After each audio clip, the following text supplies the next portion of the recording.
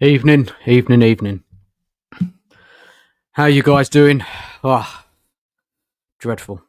Absolute dreadful day. It's hard coming on here and doing this show, but I have to turn up. I've got to turn up. Big up to everyone watching. Please smash the like button. Say a few hellos in a minute. Now, guys, look, where's the blame lie today? You see it across social media everywhere, whatever platform you look at. Is it the manager? Is it the players? For me today, it's all of it. The whole thing. Players' performances, the way Frank is setting up the team. Where do I start? Where do I start with that mess of a performance? Guys, I'm putting a link in the chat. By all means, come in and join me. Tell me how you're feeling. Have your say. Yeah, join me and yeah, bit of therapy, I guess. Guys, look, I wanted today at least. I didn't expect to win the game. I didn't. Arsenal are clearly better than us, of course, right now.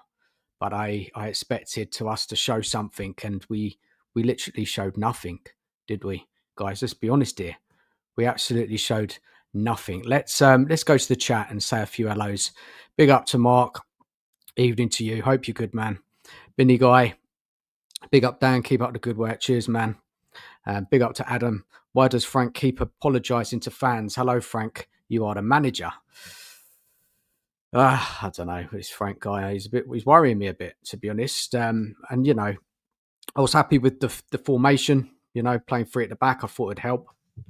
Defend the set pieces. Set pieces wasn't a problem today, was it? But I thought we could be a threat at the other end. What I will say is I said in my preview that fair enough, sit back and defend, right? Yeah, but we got to attack as well. And the problem was there was no plan or idea how to attack. It was just punting the ball long. The wing backs did not get over the halfway line. And I just saw the goal come in. It was just pressure. Arsenal didn't look amazing, but they were probing, they were pushing, and we just weren't tight. And the goals we conceded today, guys, were the defending. My days. Eze hat trick. When's he ever scored a hat trick?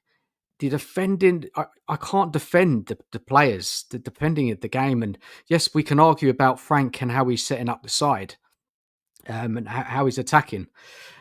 Big up to Scott in the chat. Join us, mate, if you want. A bit easier than going through the comments. But look, it was it was a tough day. Tough day. It's embarrassing to lose like that. Completely outclassed, outfought. And many will say the players, and we haven't got a quality of player. Many will say that Frank is he's too pragmatic. He's not, look where today. Today it's everybody to blame. Players' performances, the way Frank set up the team. You can argue each way. I can't defend that performances from the players. They should be able to defend. It was too easy for Arsenal to score goals. It really was.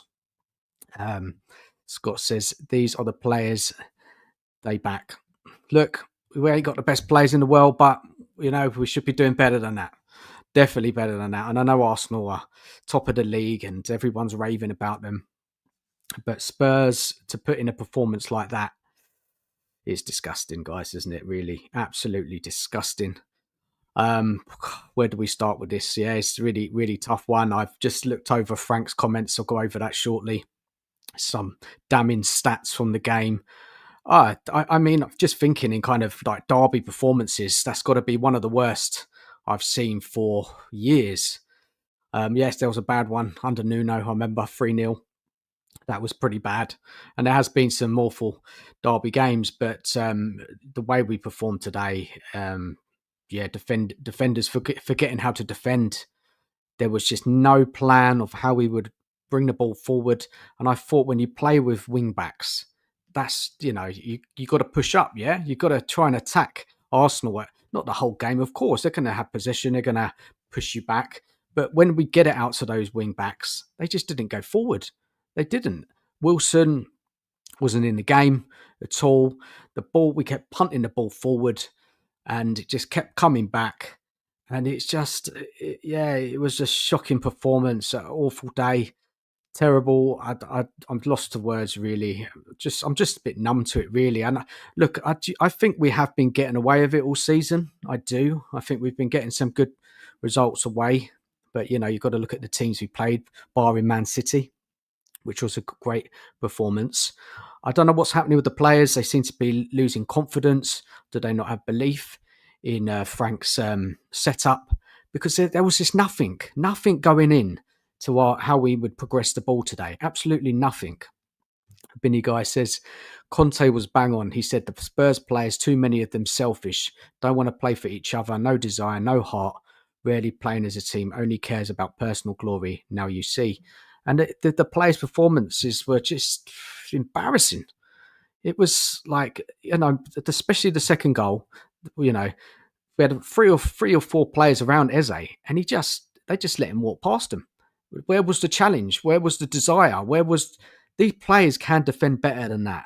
We've seen it through this season. We've seen it in past seasons. These defenders can defend better, and the way they let Eze just score those goals today, the first one as well, which was Trossard, Danzo, Spence trying to play the offside trap.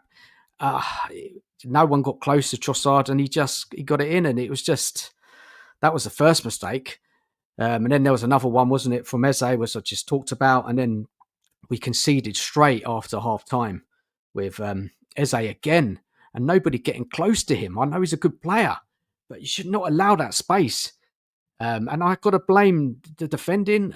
I've got to criticise the players. They can do better than that, and I don't explain it. Let's go to the chat. It's just terrible.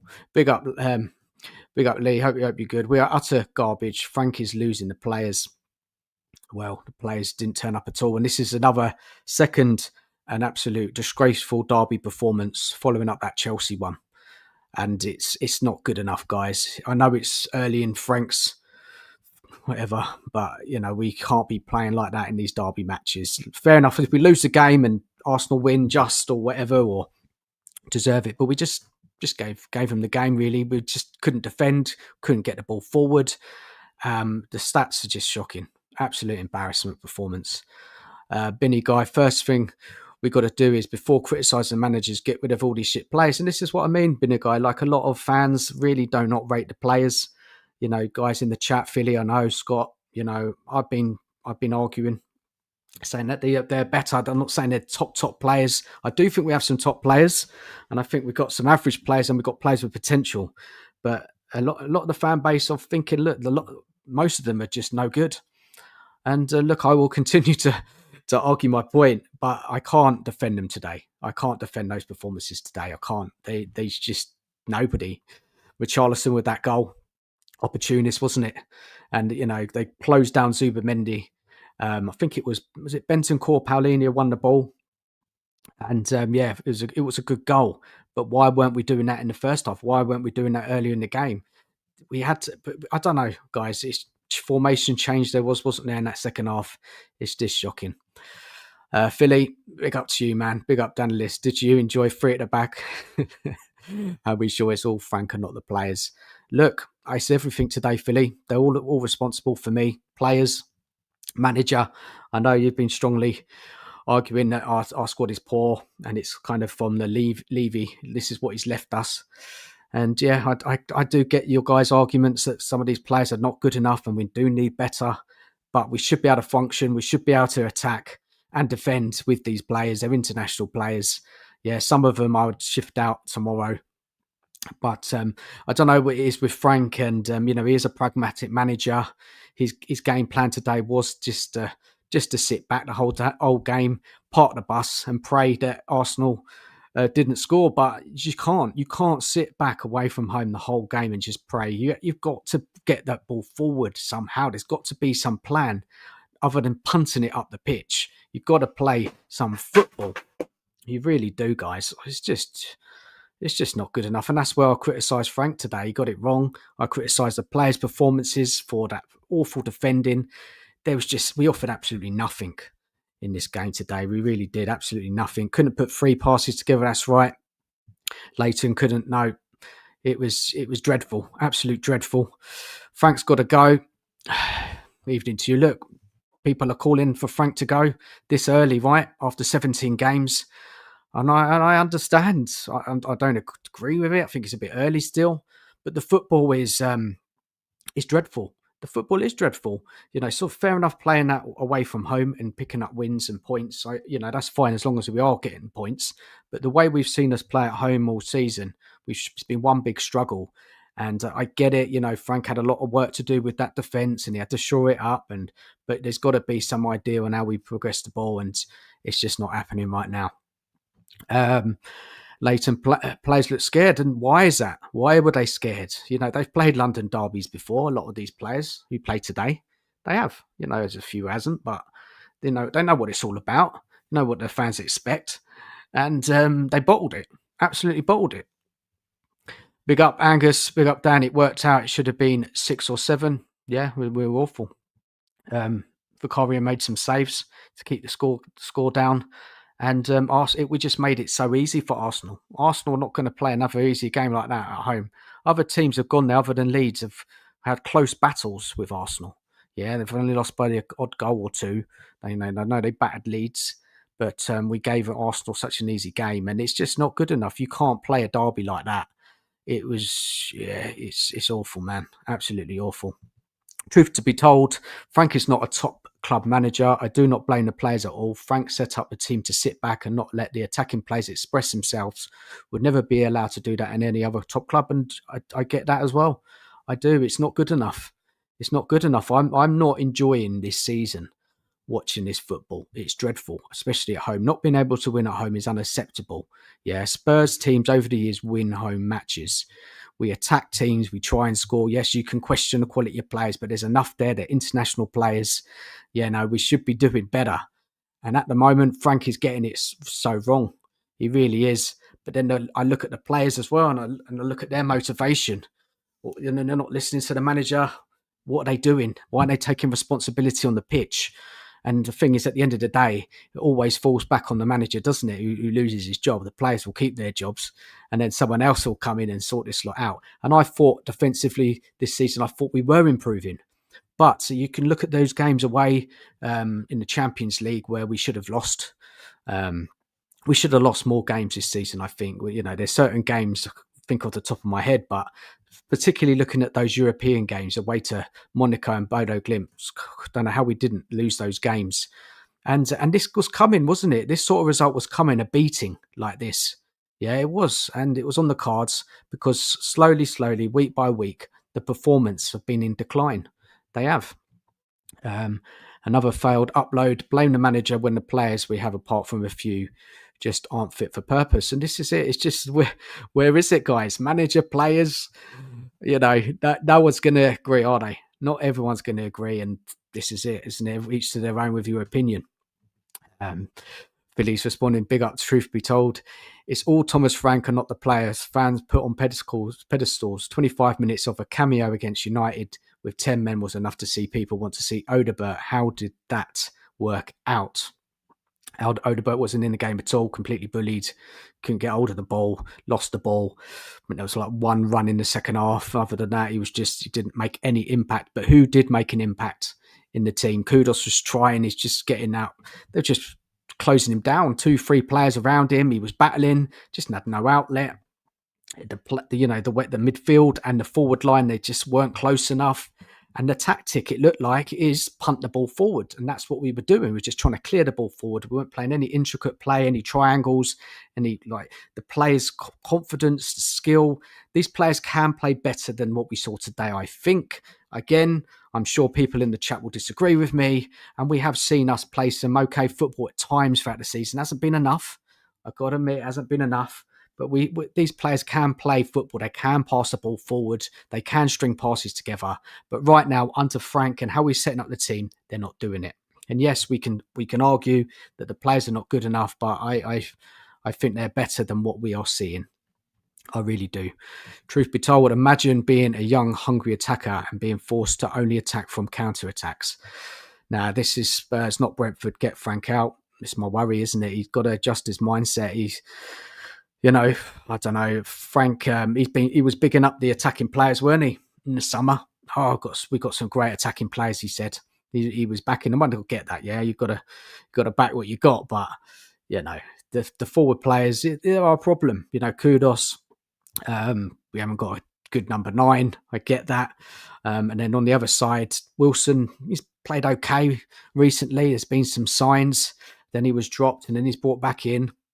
Tell scored a couple of deflected goals, but no Solanke all season. You know, is it going to get much better even if Solanke's back? It's the whole way we're playing. How, you know, just the system, the tactics. It's not working right now, is it, guys? It really not. Leighton, I think this will be the first time Frank gets sacked because we're not getting European football next season, and the pressure will build throughout the season. Look, to be honest, no one expected us to win today. I just expected Spurs to put in a bit of a fight, and we didn't turn up. I expected Spurs to try and score, at least put Arsenal under some pressure, but we were goddamn awful. But the run we have coming up, PSG, I'll get the fixtures up later. It's a tough run up until Christmas. Fulham at home next. If we can't win that game against Fulham, who are not having a particularly good season, I know they just got a late winner on Saturday. It is going to be a massive issue if we can't beat Fulham at home. It really is, and the pressure will build and build. And you know, you look at the fixtures, and I'm thinking, oh, which one are we going to win? PSG in a week. It's going to be long, isn't it? You know, the players look confident, look shot, and again, it will be looking like keep the score down. God knows what the score will be. We'll get passed to death. You know, playing like that in PSG. Oh, dread to think. Yeah, dread to think. Awful. Tottenham Ranger, evening to you. Sack this useless prick tonight. I wouldn't give him any penny. Look, you Tottenham Ranger, you haven't fancied Frank from the start. Many fans think he's just a bang average mid-table manager. Harsh, but what we're seeing right now it's not good enough. It's got to improve. It's really got to improve. Another failed upload. Oh, this is Corey. I thought it was. I thought I recognised it. At least me and my squad got promoted tonight with 3 games left of the season. I got man of the match. Fair enough, man. At least you've had some joy today, mate. I fucking ruined your day, didn't it, that game, man? Honestly, disgusting stuff, man. It's just not acceptable. It's not who's going to take responsibility to it? You know, what Frank's saying, the players, it's not good enough. We didn't show enough fight. It's just like, how many times have we been there as a Spurs fan? These embarrassing defeats to Arsenal. It's just, yeah, it's just Spurs, man. They just let you down, don't they? Massively. Back the right manager, not this clown. Losing is fine, but to set up your side to defend all games, how sensible it is, man. Look, Ange, we know a lot of people don't like Ange, but Ange went there, didn't he? And he had a go, didn't he? Remember, in his first season, he got a 2-2. But yeah, I know Arsenal are better now than they were then. But you've got to have a go, man. What's the point? You've got to try. You've got to do something. You can't just sit back the whole game. What did we expect to happen? Like, honestly, you know, it's dreadful. Absolutely dreadful performance today, guys. And Angus is agreeing with me. Easiest game of the season so far is Scott saying bullshit. A few chats there. This is 100% on the players. Scott doesn't want to put anything down to Frank. Look, Scott, how can you explain just punting the ball forward? Like, surely there's got to be some kind of attacking plan for Frank to give to the team. This is how we're going to get forward. Is if it's through the wing backs? Is it, you know, linking up with the inside forwards? There's got to be something, someone supporting from midfield. Like, there's got to be some kind of plan. You know, it looks like Frank's just like thrown this team together, changed the formation, and didn't really give the players much of a clue how to play it. Because we look, you know, when we played that 3 at the back against PSG, we were pressing all over the pitch. I know it's pre-season and PSG weren't fully fit yet, but where was that today? Arsenal were just better than us all over the pitch. Billy's saying it's not like we've seen this team bottle it before. Looking forward to PSG. Oh, man. It's shocking stuff, man. Shocking stuff. Lee, we got caught. No creativity, no movement, too many touches on the ball, too many slow passes. They're very predictable. And this is what we've been like all season, isn't it, really? Especially at home, away. We've been sitting in there getting goals, you know, through set pieces. Kudos winner against Leeds. Everton, it was 2 set piece goals and then a late third from Sarr. Man City was a good performance, but Man City weren't playing particularly well. Then we caught them off guard. Angus saying we're going to get another beating from PSG. Yeah, Stanley, Ollie, evening to you. I not ironic how we could have got Eze if we just paid the money. And this is it, man. This is just such a just it's disgusting, isn't it? Kicking the teeth, right? The guy we thought we were all signing, and he goes and scores a hat trick against us. You just couldn't make this shit up, could you, man? Honestly, man. It's just I just don't know what to say, guys. Honestly, it's embarrassing. Guys in the chat, anybody wants to join me, come on, jump on, have your say. If you will get it out your system, get involved. Maybe a couple will join me later. I don't know. Nobody, it's me. You're right about Frank, Dan, but doesn't hide the fact that you were hating on him from day one. Was I? I don't think I was hating on him. I was fairly satisfied. Well, I was okay. It wasn't my first choice. I mean, I wanted Glasner, but I thought Frank done a decent job at Brentford with a low budget. I thought he'd come in, he'd stabilise us. I thought, I was open for him to get a chance at, a bigger club. I don't think I was, man. I think I was behind him. And, me as going on YouTube, I am very critical. I've been criticising Frank. I haven't been happy this season. I've been asking him to improve. I've been asking the players to improve. Nobody's safe, man. Nobody's safe. I'm open to criticising and everything. And where does the blame lie today? It's everybody, players and manager to me. And manager set up the team, gave the instructions. So probably he's got to take the biggest hit, Frank.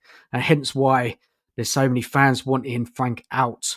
And the thing is, not winning at home, all the boos every home match. How long will the board watch that carry on? Where's the next win coming from at home? Surely Fulham is a must win. It's this bad, isn't it? It's a must win so early on in Frank's reign. Let's have a look in the chat, see if there's any more comments. Angus thinks we've got a bang average squad. Man of the match. Another failed upload. Man of the match in goal for me tonight. But talking about your own thing, man. Fair enough, man. Fair play. Hope you're good, man. Big up to Soul Boy. Please, Dan, tell when we have played well with these players. Well, it's a good question. When have we played well this season? Man City, I thought we played well. I mean, got a good result. It wasn't a fantastic performance on footballing terms, but it was a good result, wasn't it? I beat Burnley 3-0. A couple of professional performances away from home. The truth is, there's not been many or hardly any good performances. If I think back over the season, guys, it's been just kind of touch and go, isn't it? Hanging in there, winning by the odd goal. We're not smashing anyone. We're not dominating any teams. We're giving teams lots of chances and opportunities to score. It's not working. And defence and attack, midfield, it's not working either. Nothing's working at the moment, is it really? What's working in this system right now? The fans were hanging on to the fantastic away record. That's gone now. We lost away to Newcastle, where I felt Frank, rested key players in that game. I was very disappointed in that. That's gone. The away record's gone. Home record is a just disgrace. And unless Frank starts picking up some results before Christmas, it's looking long for him, really. It really is. And look, managers need time. They do, Look at the criticism Slot's getting right now. Liverpool fans want Slot out. Was it 6 defeats so far this season after winning the Premier League? But it's about fans, isn't it? Demand of fans. Do we think our fan base is demanding enough? I don't think it has been on the whole. Sure, there are. I'm very demanding myself. I want the best.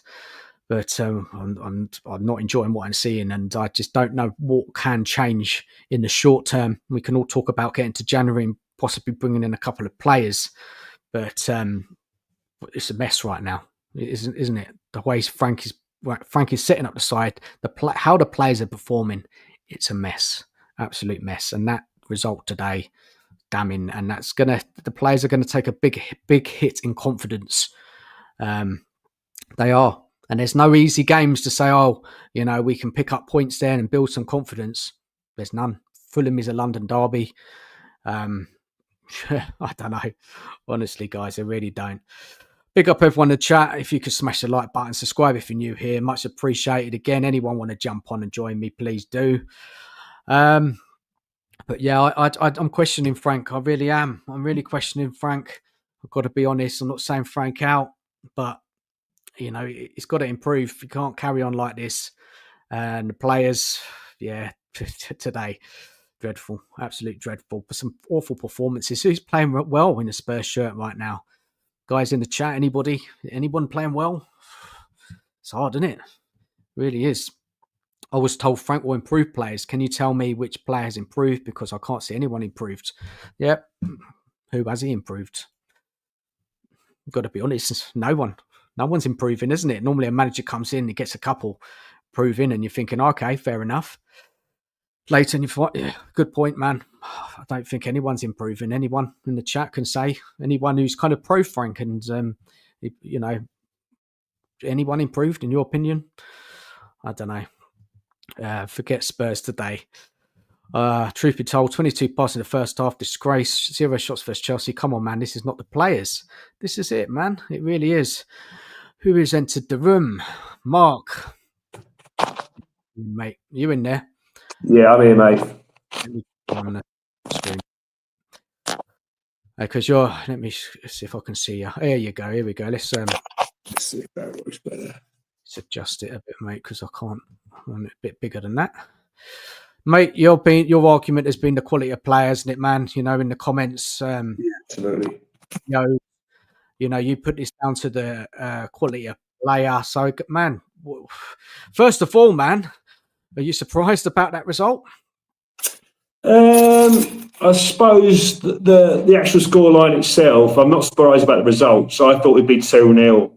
But yeah, I'm surprised it was 4-1 because, I didn't think Arsenal would score 4 goals without Gokres or like a main striker. But when you've got Trossard and Eze and people who can score goals, it is what it is. Who's scoring goals for Spurs this season? Mickey van der Ven. He's our top goal scorer, isn't he? Yeah, mate. Yeah, it's. Let's be honest. It's the first time we've not had Kane and Son in 10 years versus Arsenal, and it showed today the golfing quality of the squads. To be honest. So you expected a defeat, but you didn't think it would be that bad. So what went wrong in your eyes today, Mark? I think going to a back three in this particular game, it just didn't work. We didn't press. We didn't get stuck in. We allowed them to have the ball too much. With Kudos and Richarlison, they were isolated. The whole thing just didn't look great from the start, did it? It was only a matter of time before Arsenal scored for me. But at the ease that they scored, Mark, the defending. We haven't defended that bad all season, have we? Really, that defending there was just no one closed anyone down, did they? Let's be honest here. There was 2-3 players around the Arsenal attackers. No one put a foot in. No one won a challenge. Where was the aggression? These players this bad, Mark, especially our defenders, because a lot of Spurs fans praise our defenders. They praise our back line, that we've got good defenders at least. Yes, the attack you can question, the midfield, but our defence, we always thought that would be, that today they were pathetic. Yeah, it seemed some of the players were down in tools too early for me. They, as I said, a game like that, you expect Romero to show up in as a captain. Again, I did not think he showed up at all. And as a captain, I'd rather hand it to VDV, to be honest, because I did not. The petulant child of Romero came out again for me a little. Yeah. He didn't know what to do, did he? Well, no, I think isn't he banned now? He's got 5 yellows. Yeah. I mean, it's not looking good, is it? It's really not looking good at all, man. Honestly. Let's just go to the chat quickly. Me and my squad are going up to champions, losing the top striker next year, recruiting for a striker. Fair enough, man. Big up Nigel's in the chat. Big up Dan, my friend. Big up chat. Today is the first time I'm questioning the manager. Simply not good enough. You have to question the manager, Nigel. I know you're You're very patient, calm, much more than me, and you want to give it time.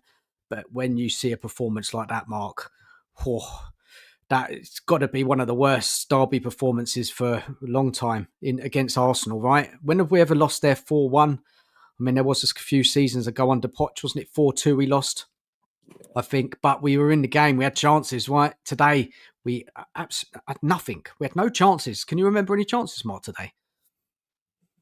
Not in the first half. I don't remember a single shot in the first half. I don't think we got out of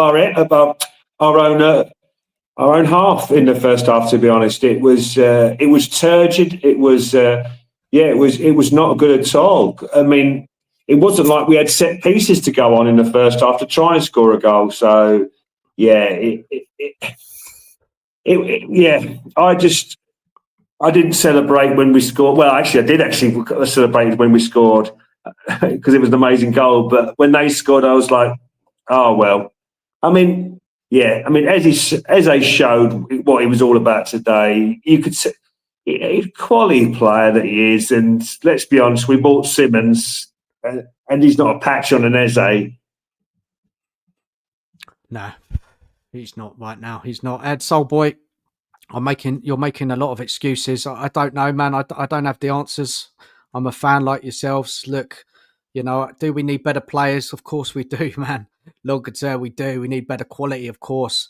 You can question so many things, but I do think these guys can play football, and at the moment they're not. And is that because they're crap?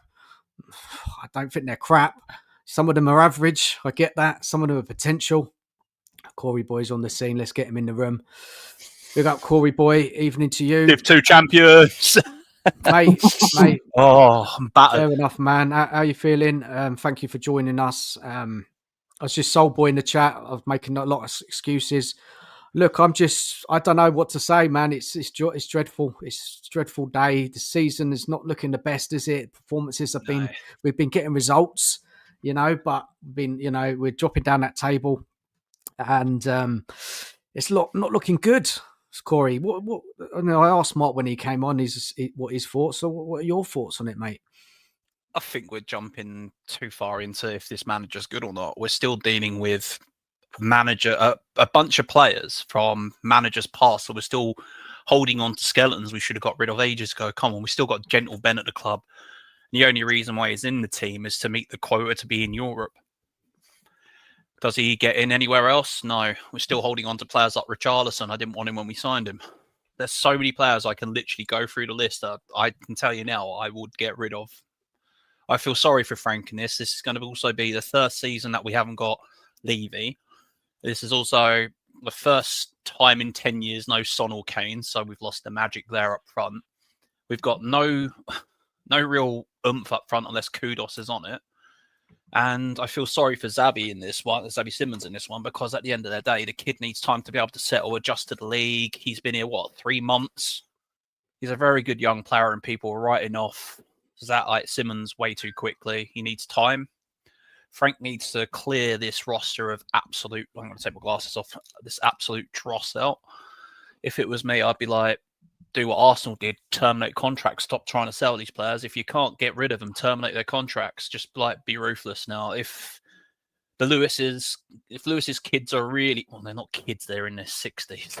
So if Lewis's family are very interested in taking us forward, just turn around and say to these players, you start improving or your contracts go. Stop sacking managers when it's also the players that need to implement what the coaches and the managers are telling them to do. I get so irate with people arguing and not understanding the idea of keep sacking managers for what. But Corey, yes, I get you. I get that we do need some players out. I get it, but they should be playing better than this, right? Corey, come on. Definitely, yes. There are a lot of questionable players. Odegaard has a 25-minute cameo at Man United, and everyone's frothing at the mouth for him. when we brought him last season, I was like, why? He was at Burnley in the Championship. Burnley. Is this the level of player we are attracted now? Burnley players. Yeah, it's not good enough, Back man. in the day, It's we not. used to attract like the Bales, the Modrics, the Dembeles. Now look at us. But they came, didn't they? But they came not with a massive reputation, those players, did they? And we built them up, didn't we? With managers improving them over seasons. Modric, Bale. Who else? What's the other bloke you said? Who's the other guy you said? You said Dembele, Modric, Dembele. Bale. Yeah, they they progressed the manager, didn't they? And built them up. Redknapp with Modric and Bale and Redknapp. And then we're talking LA turned into a real good midfielder, didn't he, under Pochettino? He was a forward, weren't he, Dembele? Attacking midfielder. Yeah, and then he kind of went in that kind of... The reason why he dropped back deeper is when he had that first injury, when he was at, if I remember, it was Fulham, wasn't it, when he got that first ACL injury? But look, we've got to win at home, man. It's not an excuse. Not even with these players. A lot of teams in the league win their home matches, and I'm sorry, the players are not that awful not to win home games and play like this football. Do you think, guys, anyone? Do you think Frank is kind of stuck in a place where not too sure where to go? He's concentrating too much on the defense, not enough on the attack. He's struggling a bit, isn't he, with the balance of it all? Haven't really got the creative players in that mid-centre of midfield. I mean, to not start Simmons is questionable. The guy has that vision. If it would have been a different game tonight from what I've seen. If Simmons was on, we wouldn't have suffered so badly up front. At least he could have found a pass or two. But then we need progressive midfielders to be able to bring the ball up the field. All well and good throwing Polina and Bentancur in there, but even one of those two aren't really forward-thinking passers, are they? They're more like the Roy Keanes and the Vieiras of the day. They're more your destroyers. But we need a player in front. We need a player in front of them too, for them to release the ball to, for us to be able to use the whip, and we just haven't got that now. And that's why I think the fullbacks are. Well, I thought our fullbacks were good, and obviously today they didn't turn up. But we've talked, and many fans do, guys, don't they? They talk about Spurs playing that back three and the wing backs. Because our wingers are not great, other than Kudos, and then Kudos can go more central, have a bit of a free role in the side, and then the width comes from that. But today we didn't see it. Is that a way forward? I know it didn't work today, but we got to. There's got to be some solutions, isn't there? Really, in the short term, on how we attack better, how we create chances, and I don't know, guys. What do you think? After 17 matches, now throwing out another tactic. I know Frank is, good with his tactics. He has different setups, different ways of play. But today just isn't the game to really go, right, this is the game we're going to do it in. You didn't agree with that formation change, guys? No, I don't. I didn't agree with a 3-5-2 or 5-3-2 or whatever the hell you want to call it nowadays. The way I'm looking at it now is you don't do a massive tactical screw up like that. And then so that's on Franklin, isn't it? Is that on Franklin? And then also some of it's on the players are not implemented properly. But then if that's what we've been training on all week, so why hasn't that been done over the course of the season? Like drop it in a few easier games here, like in Europe, like your Bodos. You could have done the 3-5-2. You could have done it against Monaco. You could have, if you're going to attempt this tactic, make sure we've got the creativity in front of the destroying midfielders, like Polina and Bentancur. If you're going to do it, at least have Polina as your Roy Keane type and then try and find your Gerrard type next to him. But did you guys think when we played at PSG, we pressed them a lot higher up and forced them into their own area and their own half? Unlike today, we allowed them all the space to come at us and we just sat back. Yeah. We didn't have that pressing, did we? Yeah, apart from our defence, and I'm a big advocate for Vicario. I mean, he's not great with his feet, but he is a very good shot stopper. So that's what I want in my goalkeeper. I know a lot of people out there want your goalkeeper nowadays to be great with your feet, but just tell him to be a goalkeeper. Stop telling him to use his feet. It's not suiting him, his style of play for that. Our defence, just go back to the 4-2-3-1. Trying this 5-3-2 halfway through a season now. Well, not even halfway through the season, 17 games in, and you're asking players just to go and try something completely different after. But what's been working, Corey, though? Nothing's been working, has it, really, at the moment? This is the problem, isn't it? Yeah, but then also it goes down to, I feel sorry for managers pass as well, because they've had to deal with Levy and his wheeling and dealing. Instead of buying the quality that we've needed, we've gone out and bought quantity.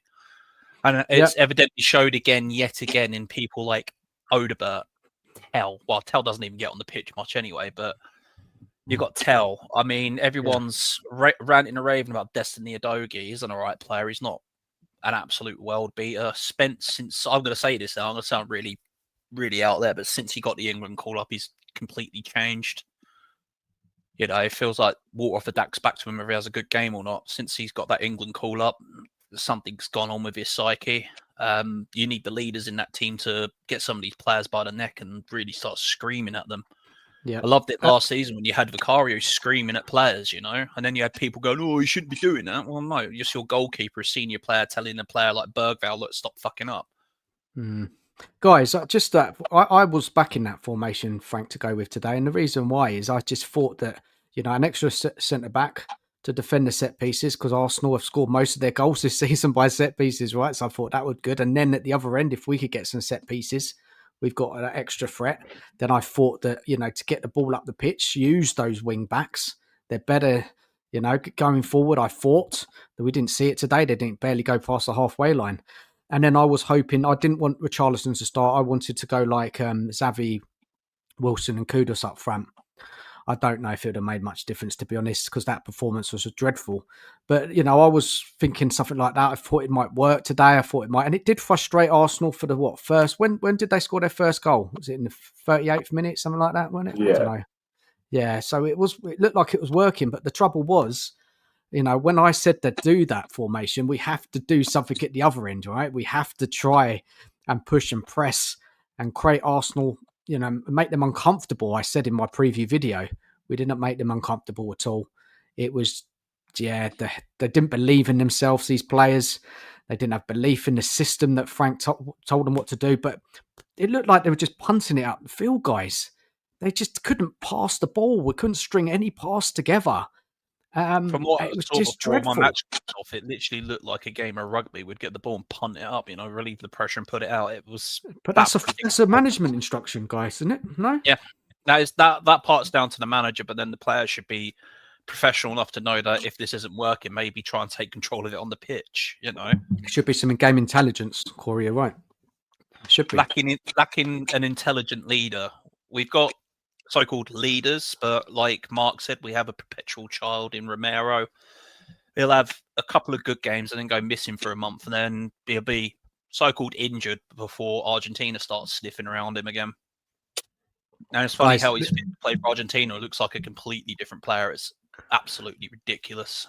Different manager, different setup. Nige reckons that these players are just not brave enough, and like people kind of dismiss this bravery. It's not a thing. But, you know, players got to play with confidence, right? They've got to try and get that ball forward, believe in their play, believe in their skill set. Guys, what do you think what Nige said? I believe, yeah, there's a lack of toothlessness in the team right now. There is a real, unless it's coming from Van de Ven. Sorry, I got peanuts stuck in my tooth. Unless the leaderships and the ball is coming from Van de Ven and he's leading the players out there, nothing's really getting done. I mean, he's the bravest next to Vicario, and then all the rest of it just goes to pot, doesn't it? Oh, guys, yeah, it's tough. Right, let's go to the lineups and just try and break this down a bit, you know, and we can just rant on a bit longer. Let's get some of this. So the team, the lineup, guys, what did you think of this lineup today? Let me just bring it up on the screen. You happy with that lineup when you saw it, or you had? I know you two didn't want to change the formation, so obviously that would have been a concern straight away for you two. Well, what did you think of that lineup? At first, when I first saw it, even though I didn't want this formation, because, you know, thinking about it logically, do we have players if one gets injured and so forth? We're dealing with that at a minute, but something had to change, really, didn't it? And like I said earlier, to do this formation when you're playing Arsenal the way they're playing at the moment was just suicide. If you ask me, it's just stupidity at its highest. It comes down. Who would you have played instead, Corey? Would you have played anyone instead? If I'm honest, I would have gone 4-3-3. Really, I would have done Van der Ven, Romero, with Spencer Nadogie at the back, and then I would have gone Bentancur, Polina, and then it's a toss-up of who you put next to them two. Then obviously I would have gone Kudos, Odegaard still better than Johnson, but then everyone seems to love Johnson. I can't stand him as a player either. And then obviously we haven't got any decent strikers, so it's really a toss-up of who you put up front there, isn't it? You could obviously put Xavi in the middle behind Richarlison. I just feel like not playing Xavi today, he's the only creative player next to Kudos we have. Yeah, it is. Yeah, Mark, would you have changed any of those players today? Were you disappointed someone didn't start? Yeah, I thought if you look at that formation, the two inside forwards in Kudos and Odegaard aren't inside forwards, so they tend to go out quite wide. That means there's obviously nobody between Richarlison and the two deep line midfielders in Bentancur and Paulinho. There's absolutely nobody Richarlison could either lay the ball off to or was going to run there. So it was a strange one for me because, as you said, as I said, if you took playing two wide men as inside forwards, left and right, who aren't, this is exactly what you're going to get. The distance between Richarlison and the midfielders was enormous. And it comes down to, again, a lack of quality of what we have in this squad. Yeah. You could get away with playing the formation like that if you have a better quality of player. Yeah. Managers, we've been screaming out for good quality players since what? Bale, Kane and Son. They've all left us and we've been scraping around at the barrel for at least a good 10, 15 years with Levy. The players that we could have had and ended up with, it has just proven its point. And it also comes down on the ownership as well. Like the ownership before and now after Levy. They should have really done more. If they knew they were going to get rid of Levy, they should have done more to back the manager a bit more with a higher quality of player. I know Gibbs turned us down. Eze was always going to go to Arsenal, him being an Arsenal lad, so it doesn't matter if you put the money down on the table or not. Eze's always going to choose heart over head, isn't he? I wonder what these board members are saying now, guys. I wonder what these board members, watching on, this new leadership group. Fly on the wall. What are they thinking? Are they thinking the players, the manager? It's what's this Lang and what's his name, Vinay? What are they thinking? Because it's crap at the moment. I would put some of this down on Lang as well. What's he done since he's joined us, Lang? And nothing. He's really done the square root of nothing, and it's all been Paratici. And then he gets you had promotion. Then get Paratici out, and then you're like, the guy knows the markets. All right, he knows the Italian markets, but at least he knows the quality in Italy. Sorry, Mark, you were going to say something. Yeah, I mean, obviously on that point, if you look at the squad itself, it was just typical Spurs on the last day of the window. They tried to go for Lukman and Fofana, and we couldn't instruct them deals because it was far too late. We signed two players, and the other two were on loan. We should have signed 4 players and 2 players on loan at least. Going into the Champions League season with this squad was utterly negligible for me. It wasn't good enough. I thought that as well. I was happy with the 4 we brought in, but I didn't think it was enough. No. And look, Mwani's done nothing. Xavi's done nothing. And the other 2, Paulinho's done well, I think. Kudos as well. But you're right, Mark. We needed so much more. And there's a lot of work to do in kind of the squad building, recruitment. It's got to be some massive improvement. Guys, what do you think this comment here? Truth to be told, Bournemouth, Palace, Villa, West Ham, inferior clubs do not set up this way. They have the balls. Frank's got to go. Well, all their managers have been there for a while, haven't they? Apart from West Ham. West Ham, yeah. They sacked, didn't they? They sacked him towards the end of last season. I don't think Bournemouth, Palace, Villa probably, maybe you could argue that it's got a better squad, but the other 2, I don't think they got better. But obviously, Ariola's been there longer.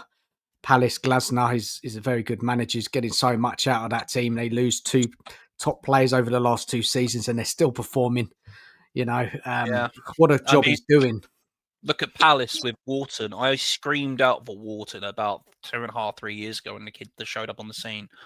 I watch a hell of a lot of football. It's an addiction for me. I was keeping a close eye on Wharton. When Palace were talking around him, I was like, oh, yeah, we should go and sign this guy because he actually looks quality. And I had a lot of Tottenham fans going, you don't know what you're talking about. Shut up and all this business. I'm like, do you not watch what this kid can do? You watch he's going to be England captain in the next few years. I'm telling you now. Cheers, Elijah, for the raid. Hope you're good, man. How you doing? Bloody hell, man. I don't know what you're saying, man. I have to listen to you later. See what you make of it all. Guys, it's dreadful. Let's just go to the chat. Just want to make sure I just miss anything. Soul Boy's saying, Dan, you can see the fear on the faces of the players. They were frightened today, didn't they? Van der Ven's face. I noticed that one. He didn't know what he was. He's a good player, Van der Ven, right, guys, isn't he? We talk about a lack of quality in the squad. He's one of our better players, I think. And he looked nervous today, didn't he? He looked rash. He didn't look confident on the ball at all. And yeah, he wasn't with it, was he? No. I mean, I watched the first half before my match kicked off, and I could see a lot of mistakes we're making at the beginning of that. I mean, for them to take 38 minutes to score past us, I thought they were going to score past us a lot quicker than that. Especially with that Rice first attempt. I was like, first 5 minutes, yeah. I was like, I could see where this is going now. The players haven't really played this formation yet, and people screaming out for it. I feel sorry for Danso and all this as well because he doesn't really get a chance to play. He's a quality defender as well. Yeah, I mean, it's screaming out for something right now. I'm not sure if we're sacking the manager right now is a way to go about it. He's been here 3 months. He's not going to go. He's not going to go. They're not going to sack him anyway, are they? We've got to be realistic, even though fans may want him out and do not believe and think he may get sacked anyway. Yeah, no, but you think about it this way: you sack a manager, you have to pay his contract off, so there goes another 30 million out the budget. Yeah, but look, realistically, sack the manager, sack the manager. You're like, yeah, but then that's going to cost the club 30 million down the line. And I get it why people expect a lot from their team. They want to be winning, they want to be playing better football, and I get it. Fans say what they want, right? They're not happy. They're calling for something. They see Frank is not doing enough, and then there's everybody, not everyone, but a lot of fans are blaming the quality of player. What's Frank supposed to do? Like you guys, and I'm kind of like, look, Frank needs to do better. It's not working. I mean, I'm not happy with how he's setting up the side, especially in an offensive way.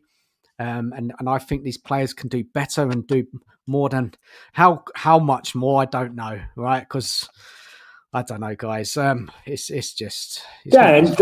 When you say that, is it more to do with the results or the style of play?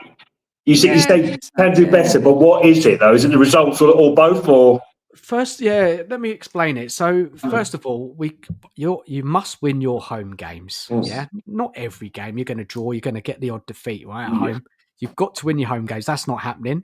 And how we're playing at home is we're not attacking well. We're not creating enough chances. We're not passing the ball forward enough. And really, that should be a basis. It's got on basic, right? Last season, this has, dude. Come on. Last season, we lost 22 games. Yeah, because Zanj and his high line, right? I mean, come on. The chicken should have come home to roost when we played against Chelsea last season and we got battered. And playing that high line, and you can either attack and get battered every game, but play some pretty football. There's got to be a balance, Corey. It's got to be a balance. I'm an advocate of a good winning team comes from the back. That's that. Yeah, but there's got to be something going into the forwards. Goals, but defenses win your championships or something along them terms. But we're not doing anything, Corey, at home in an attacking sense. We're not even looking like we're going to score.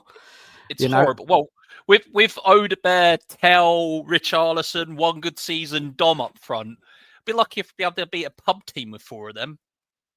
Can't we push? Can't we play higher up the pitch? Can't we push the fullbacks across the halfway line? Can those 2 midfielders, Bentancur, Paulian, here push up and support the other midfielder? You should have one pushing up. You should have at least one of them to Bentancur, Paulian, push up to support those defenders. Yes. The attacking midfielder more. Definitely. You have Paulian dropping back because he is literally the destroyer. Let's put it this way. He is what we've been screaming out for a good 3 years, and a good DM. So then the DM also drops back into that position in front of either the defence or helps the defence out when everybody's forward. So you still got 4 at the back, regardless. He's been too pragmatic at home, right, guys? Come on, he must be. Yeah. Because It's been terrible, but then it's been going on for a good. I'm going to put this before Ange as well. I mean, we have struggled for some kind of consistency really for a good 3 years. Yeah, so we're going back to Mark's question, it's that I'll try and explain it the best I can. It's that, trying to attempt to win a game, even if we create chances, doesn't mean we'll put them away, but we're not even creating those chances. Yeah, so this is it. We're not doing much at all at home, and I just think we can do better. I think Frank can approach games in a different way at home, and we'll see. We've got Fulham next weekend. Let's see how we play him, how we play in that game. Yeah, but I hear you, Corey, Mark. I hear you guys. You've got fair opinions, man. Dan, do you think, or you two think, rather than having two midfielders defensive wise, just have one and having another 2 pushed up? So Simmons along with Bentancur, or Simmons along with Bertha or Sarr, rather than playing one attacking midfielder, say 2, then the 1.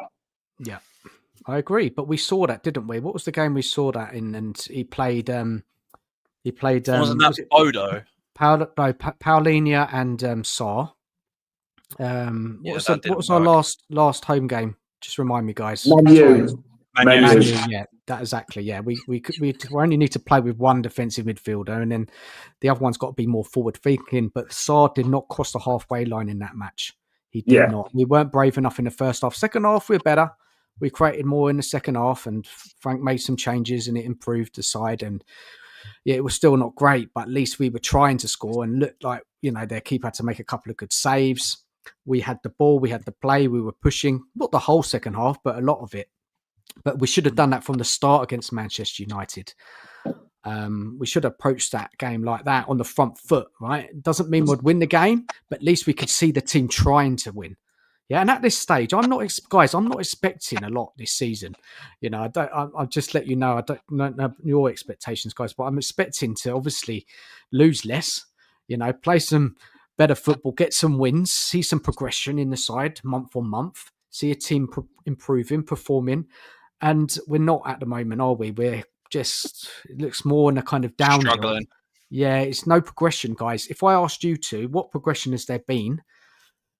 Could you say what? Because I can't really see anything. It's hard to put a finger on it right now. I mean, when people are going, oh, what players has he improved? He's been here 3 months. So along the terms there, we've got to wait to see what Frank can really do. And yeah, there's just nothing going forward at the moment because we haven't really got the depth, let alone the quality of player to do this. What you're expecting to go to Arsenal, one of the best team in the league at the moment, with the squad and the players that we have, especially with how many injuries we got, 11, 12 again. Then we got to look at the medical team as well. Shouldn't they get a sacking? We seem to always have about 13 players out injured every year. It's just a joke. And seems some problem, doesn't it? I've seen something going wrong. It's going from top to bottom. I mean, I was a massive get Levy out for at least 17, 18 years. The day Martin Yole was gone, that's when I was Levy out. Now I'm starting to feel like Levy was the scapegoat in a sense. All of us he finalised those transfers. He gave it the okay. Oh, yeah. I mean, and using that money to sign Tell is questionable. The kid does nothing. Odebear, kid does nothing. Has a good cameo against Man United. Everyone frothing out the mouth for it. I was like, well, he's played one good game. And how long's he been here? 2 years? One good game in a 25-minute spell. Fantastic. Well, okay, what a great player. Everyone banging on about Adoji. Yeah, he's a good player, but not in this system. And I still think he's a little bit too lightweight for the Premier League as well. I think he needs to bulk out more. Yeah. Guys, there's a lot of players I think that is so slender and slight on the ball. Sorry, Dan. That's all right, man. It's frustrating, isn't it? It's depressing stuff, losing to your biggest rival like that today. It's a massive kick in the teeth. Look, we've lost to Arsenal before. Of course, we have. We've got a dreadful record at Emirates. Terrible record. But the performance. When was the last time we beat them? 13 years ago. 2018 in the League Cup. It was. League Cup. I was along the league, wasn't it? Like before that, Bednap, Use weren't the it? ball. Cabal, yeah, that's it, Mark. The ball. In Yeah. 2009, There's me thinking, Ben, 2008. can we go and ask some of these players out of retirement? Guys. We need a striker. Let's go get Defoe. Hey. I'll take a 42-year-old Defoe over any of our strikers right now. It's just it's so depressing, man, isn't it? It's I don't think it's hit home right that for feet yet. I've just kind of watched the game. I was numb. Come online. I'm just trying to make sense of it all, trying to work it out. It probably hit me tomorrow morning, going into work and trying to hide, and there's some Arsenal fans there, and I don't want to speak to them, and it's just dreadful. I can't excuse that performance. Calling sick. No, I can't, man. I've got to rock up. I've got to turn up. We all have to, man. It's part of it. It's just a pride thing, isn't it? Like, yes, Arsenal are better than us right now, but come on, man. Got to do more in a derby, man. Fight for everything. Defend at least. The season we should have kicked on is the season we made the Champions League. That's when Levy should have started acting like a proper owner. Yeah, look, it's just come to fruition, hasn't it? The guy's gone, and these owners have now got to put their hands in their pockets and dig deep, find a penny behind the sofa. I don't care. You find us some quality.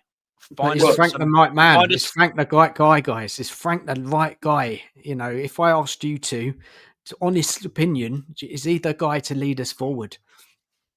Until he gets better players, I just don't know.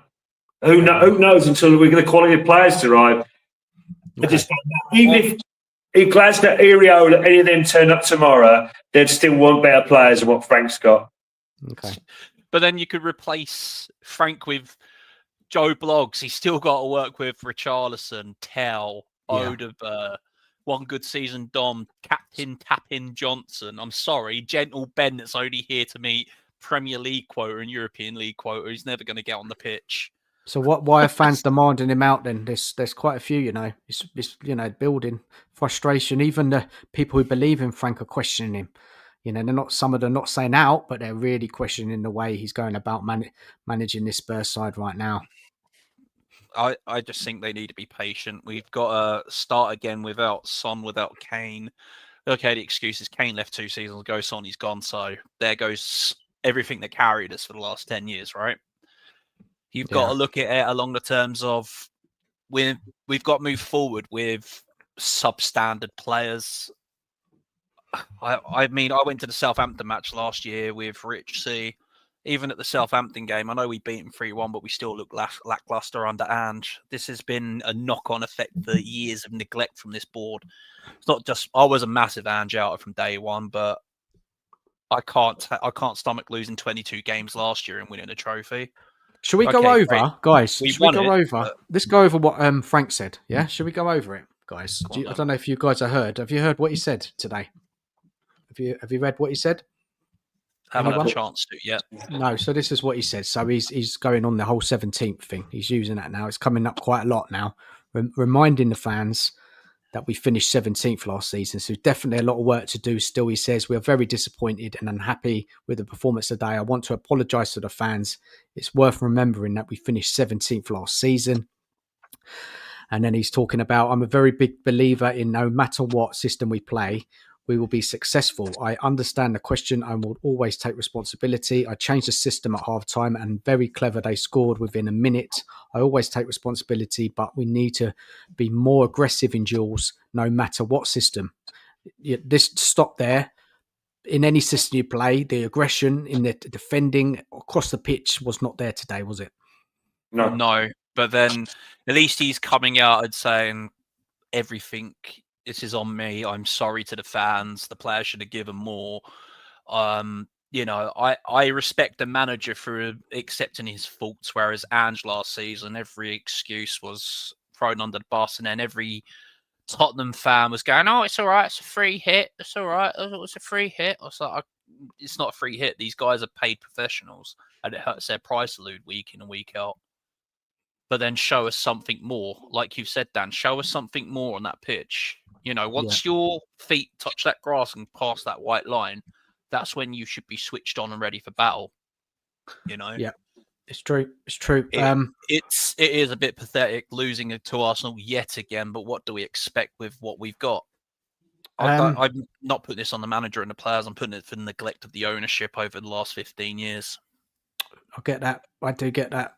I understand that totally. Let's read on a little bit more what he says. So he says, I think it's extremely painful. I won't walk away from that. It was a bad performance. It was the complete opposite of what the intention was when we came here. We can only apologise to the fans for the performance. I think no matter if both teams wanted to play short, they got more out of it than we couldn't get out of it. When the team went long, we didn't win enough duels. That is exemplified by the 2-0 goal and the 3-0 goal, where a player went through 2 or 3 players. Yeah, this is what I said earlier. Bad performance and we lost. I have seen a lot of character and fight in this team. Just not today, obviously. We can call it that, whatever we want, but we didn't win enough. I tried to play a 5-4-1. That says a lot to me, guys. He tried to play a 5-4-1, so he's not playing the wing backs. He wanted to play a back 5 instead of wing backs pushed up higher. What do you think of that, guys? So he did go ultra defensive because there's a back 5, and then there's like wing backs who are supposed to bring the ball forward, right?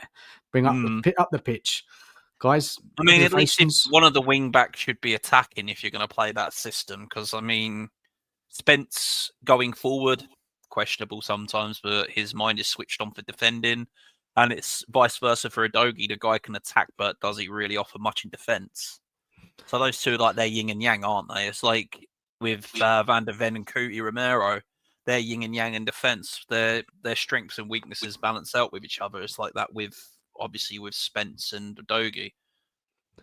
But then I was happy that Porro was dropped today because he's been fucking god awful for God knows how many weeks now. I was happy to see that Porro wasn't playing. Let's put it that way. Shall I read on a bit? It says, I try to play a 5-4-1. 5-4-1. I always take responsibility as it's my choice in the end to take the system. Then we changed it at half time. On my view on that, no matter what formation we play today, we haven't won enough duels or the intensity in decisive moments, and it's very difficult to win a football match. What else has he got to say? The goals I want to see more in detail. The whole game I need to watch tonight, as it will be a difficult watch. We were not aggressive and stepped forward when we could, and they played it round us. And then it's talking about creativity. He says, on the lack of creativity, that has been an ongoing theme that we are working hard to improve. It doesn't look good today or against Chelsea. We need to keep working on it. There were a lot of things in the game. There's a lot of things in the game where we need to do better. We are 4 months in, and they are further in the journey as a team. Talking about Arsenal, and it's very obvious today. Of course, there'll be noise. We played against our biggest rivals and we lost badly, but we keep the noise out and we focus.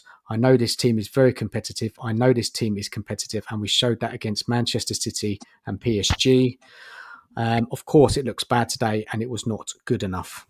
And that's really about what he said today. Yeah, I wholeheartedly believe every word they said there. With the combativeness from what I saw before my match tonight, just wasn't there for that first 45 minutes. It took them 38 minutes to score past us, but it was iffy. You know, they had chances. They broke us down rather quickly, even playing that system. If you're going to play two goodish chances they had, didn't they? Before that goal, There was a good save early on from Declan Rice in the first few minutes. And then there was another save from a free kick from Saka. I think Vicario saved it. But other than that, they weren't creating many chances. But it seemed to be once they got that goal, they just looked so relaxed, didn't they? And we just had no response. Well, when you lack creativity throughout the squad, not just the creative midfield types, but you need a creative defender, a creative couple of midfielders before the attacking midfielders. You know, you need at least 4, maybe 5 good creators in a squad for it to really tick over. I believe this is my opinion on football.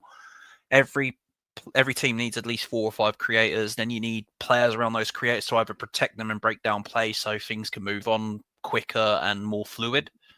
That's just my opinion on football. And I see that with Kulu coming back. I think the guy's average at best, Kulu. I know I'm going to get a lot of hate for that, but I don't really rate Kulu as highly as some of the other midfielders we've got, but he's still better than what we have.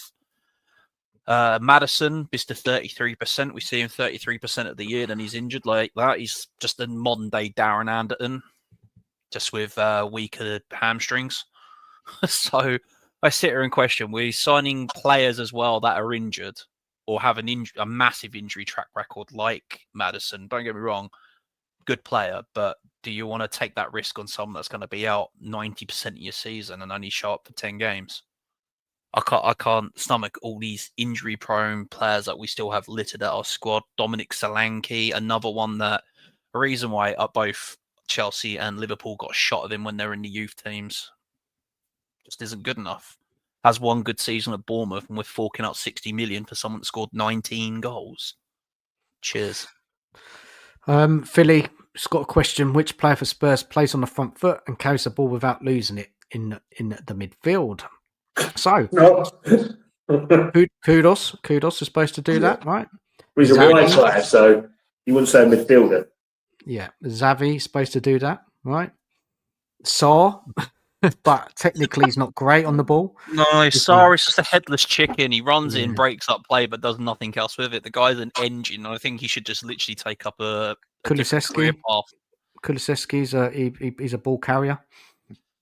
I think he's average. He's still better than what we've got, but he is he does bring that player up. He does bring the ball up. So slow as well, Kulu. Okay, so we're talking midfielders. There's not many, is there, that in there who can bring that ball up the pitch? Madison's always injured, so you might as well scrap him off. And that's why you've got to try and change something in kind of tactics, right? Try and play. What is the strengths in this team, guys? Because a lot of people are slagging off the players, not putting it on Frank. What is the strength? Where is our strength? How, is it the wing backs? I'm going to put it down to Van der Ven and Vicario. Those two have literally. No, but I'm talking about attacking, Corey. About attacking. Right. Yeah, how can we attack better? With what we got. Yeah. I can't see it happening. I just can't see where we score goals from. Richie's average best season is 13 goals across all competitions. Great. 60 million for a guy that scored 13 goals. 90% of the time injured. I just can't get over like the negligence of we sold Kane. We brought in a heap of money and didn't really use that money properly to invest in a similar-ish player to Kane or a level below Kane, but not Dominic freaking Solanke and Johnson. All right, last season he scored 19 goals, but tapping it in. The thing is, guys, when we play this awfully today, it's hard to defend these players. Honestly, really hard. I look at it, but then again, I look at how Frank set the team up, and it was just too defensive again today. Too defensive, ultra defensive. Do you guys now watch Kudos for me, and he just gets marked out of the game because he always had 3 on him? Yeah, he always does. So why doesn't Kudos drift inside? Why doesn't he drag?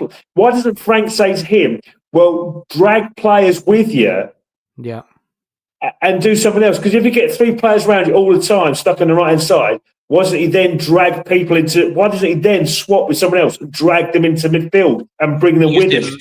Use him like a channel midfielder then. Use him as a drifting kind of across the floor. What I was envisioning is like Kudos could float behind like Xavi. So like you've got Xavi there, Richarlison or just talking striker here. So Xavi here, you could have Kudos floating around behind him like the channel midfielder, looking for that space, and then Xavi could drop, and then Kudos can run, and then ping. Yeah. That's the way I envision Kudos really being used, but just chucking him out on the wing and having him marked out of the game takes away his strengths. So, like you think, if he is, because Bale had that free role, didn't he? Yeah. Bale was told, go play your game. Who's going to get in the ball, though, isn't it? Who's going to be the passer from midfield, isn't it? This is another question that we don't have that passer. We don't have the passer from deep midfield. Like you said, Corey or Wharton, somebody who can link the play. But Benson, Paulinho are 2 like sideways, backwards, aren't they? Type of players. They're not, It's like we're watching lacking a bunch of like Harry Winks at the moment, isn't it? Backwards, sideways. Well, Frank has got a tough job in his hands, and if you don't pick up with results, he will lose his job, and it'll be another manager gone. Ricky in the chat. Dan, you don't think he'll be losing his job before this year. Because, I mean, before the start of the season, I'm expecting mid-table around 8th to 10th. If he comes 8th to 10th, I don't see how he could be losing his job. The thing is, Mark, what worries me is that if we're not winning at home at all and the booze every week, then the Yeah, fan base are not happy. The board will see but that. Dan, I have to take a reality check to most Spurs fans because I'm older than a lot of them. This was mid-90s. We had it for decades of being mid-table. And we weren't, you know what I mean? So for me to be mid-table again ain't any different. I think Spurs fans' expectation of this side and squad are inflated. We're a mid-table side. The expectations with having the certain players that we have and expecting better. Oh, it's the guys. definition of insanity, isn't it? Absolutely, to repeat and carry on doing the same So, Mark, you think that even with the home fans booing every weekend, every other weekend when they play at home, that the board will just ignore it? Yeah, but where does that lead to? It just leaves one sacking after another sacking every year, just losing the manager. It's ridiculous. It's on the merry-go-round. What I'm saying, what do you think the board will do? Not what you would do, Mark. What do you think the board will do? Because you know what the board's I think the board are going to. I think the board are going to have to suck it up for 2 years. I really do. I think this is going to take a long time. I don't think this is going to be instant. Click your fingers. It's going to be done. It's going to take 3 or 4 transfer windows at least. Like I said earlier on, we're still suffering with players that were brought 10 years ago in gentle bet. You got Ben. He hasn't played, has he, this season? Has he? We ain't seen him. Like I said, he was kept around for homegrown and club trained, blah blah blah, those things for Europe. So that was one of those on the books, like Danso. He's a very good defender, Danso, but only brought in because of the trained in nation, because of the time he spent at Wolves as a youth kid. Guys, there's only reason why some of these guys are kept about or in the squad because of that. I mean, guys, what do you have? You had Alfie this season at 26 years old, still in his prime as a goalkeeper, retiring. He could have dropped down the division and played, and made some money. But guys, at the moment, I'm just fed up. I'm fed up. I don't know the solutions, patience, opinions. I don't know. It's, when you have a defeat like this, and we haven't been playing well. We had that awful game against Chelsea. It gets you. You can't win a game at home. Gets to you. You'd look forward to watching your side, and I'm not looking forward to watching Spurs right now. Yes, patience needs to be given. I get that. I get patience, but man, look, just going to Ricky in the comments. He reckons that we need a proven manager from the continent, not a fossil manager. Someone who has one. We've had one in Mourinho and Conte. We've been there before. Doesn't get us anywhere. He's not a fossil manager. He has to deal with skeletons of managers past, a previous regime of a guy that didn't like spending wages, let alone transfer fees on absolute tosh. We signed Dembele from France on the back of a YouTube video. Spent 60 million and 200 grand a week on that piece of trash. Like, come on, we have had some really bad players under the Levy Enoch era. Now it's like we've cut. It's like the whole Hydra argument, isn't it? You cut the head off of Hydra, you still got to deal with 6 other heads. You got Lewis's kids in. Lewis's kids. I'm younger than them, so I'm technically a kid to them, right? But Lewis's adult kids in charge. They apparently love Tottenham and want the best for it. Enoch and Levy, when they got into bed together with Lewis at the beginning, is I'm only here to make money. So that should have sent alarm bells to every Spurs fan 25 years ago. I'm here to make money and improve this and blah, blah, blah. They're only here to improve their portfolio, build up around the stadium and sell on. That's all they're going to do. They'll build up around the stadium, get the hotel in, then some great big oil tycoon or someone from America will come and buy us out, and everyone will be happy again because Enoch's gone. It's one of those things. This club will be sold in the next 2 to 3 years. I have that feeling. It's just how much is Lewis going to put his hand in his pockets and tell his kids to go out and spend? And how far down the line is this really going to go now? I love this. Stel's ready for it. Stel, mate, I hope you got some energy, mate, because I'm just numb to it. How are you doing, man? Buzzing. Absolutely buzzing, mate. That was sensational. Guy, mate, talk us through it, mate, from your opinion on it all. What went wrong? What's going on? Whose fault is it? Listen, I've been arguing with people in my YouTube channel's WhatsApp group yesterday and today. None of them can say nothing to me now. Not a single one of them. Not a single one. Not a single one. It just goes to show how deluded we are as a fan base. We think our players are good. We think this manager's good. We think we're just going to rock up to the Emirates and put one on them. We think because we're fifth in the table, even though 3 points separates us from 12, that Frank's doing great. Mate, the whole thing's an illusion. The whole thing's an illusion. I just think. By the way, big up to you. Odegaard does not. Hello to all of you. By the way, sorry, just come in and just swinging punches. Just go for it. Just windmilling. Look, there's a way to lose games of football. Right, go down with a fight. You get knocked out. Just make sure you landed some punches. You took it to the last round. You took it to points. Put a couple of black eyes on them. You know, there's a way of losing. We literally rocked up and surrendered. Walked in like this. Walked in like this. Where's the white flag? Walked on the pitch like that. Mm-hmm. We offered absolutely nothing in that game. Nothing. We broke the record for the worst XG in a game of football when we played Chelsea. Today, we broke another record. The second worst XG in Premier League history. 0.07. So we're the worst and the second worst. What's the combination? Same manager. We set up not to lose, man. We set up not to lose. So he's a negative manager. He's a very, very negative manager. All his signings were available to play. Moani, Paulinho, Kudos, Simmons. All of his signings, all of them, his players were available to start today. He started half of them. Our three best attackers are probably, if we're talking about technique and ability, are Kudos, Moani, and Simmons. He puts two of them on the bench. Who do you think you're playing, Frank? Who do you think you're up against and you're putting the best attackers on the bench?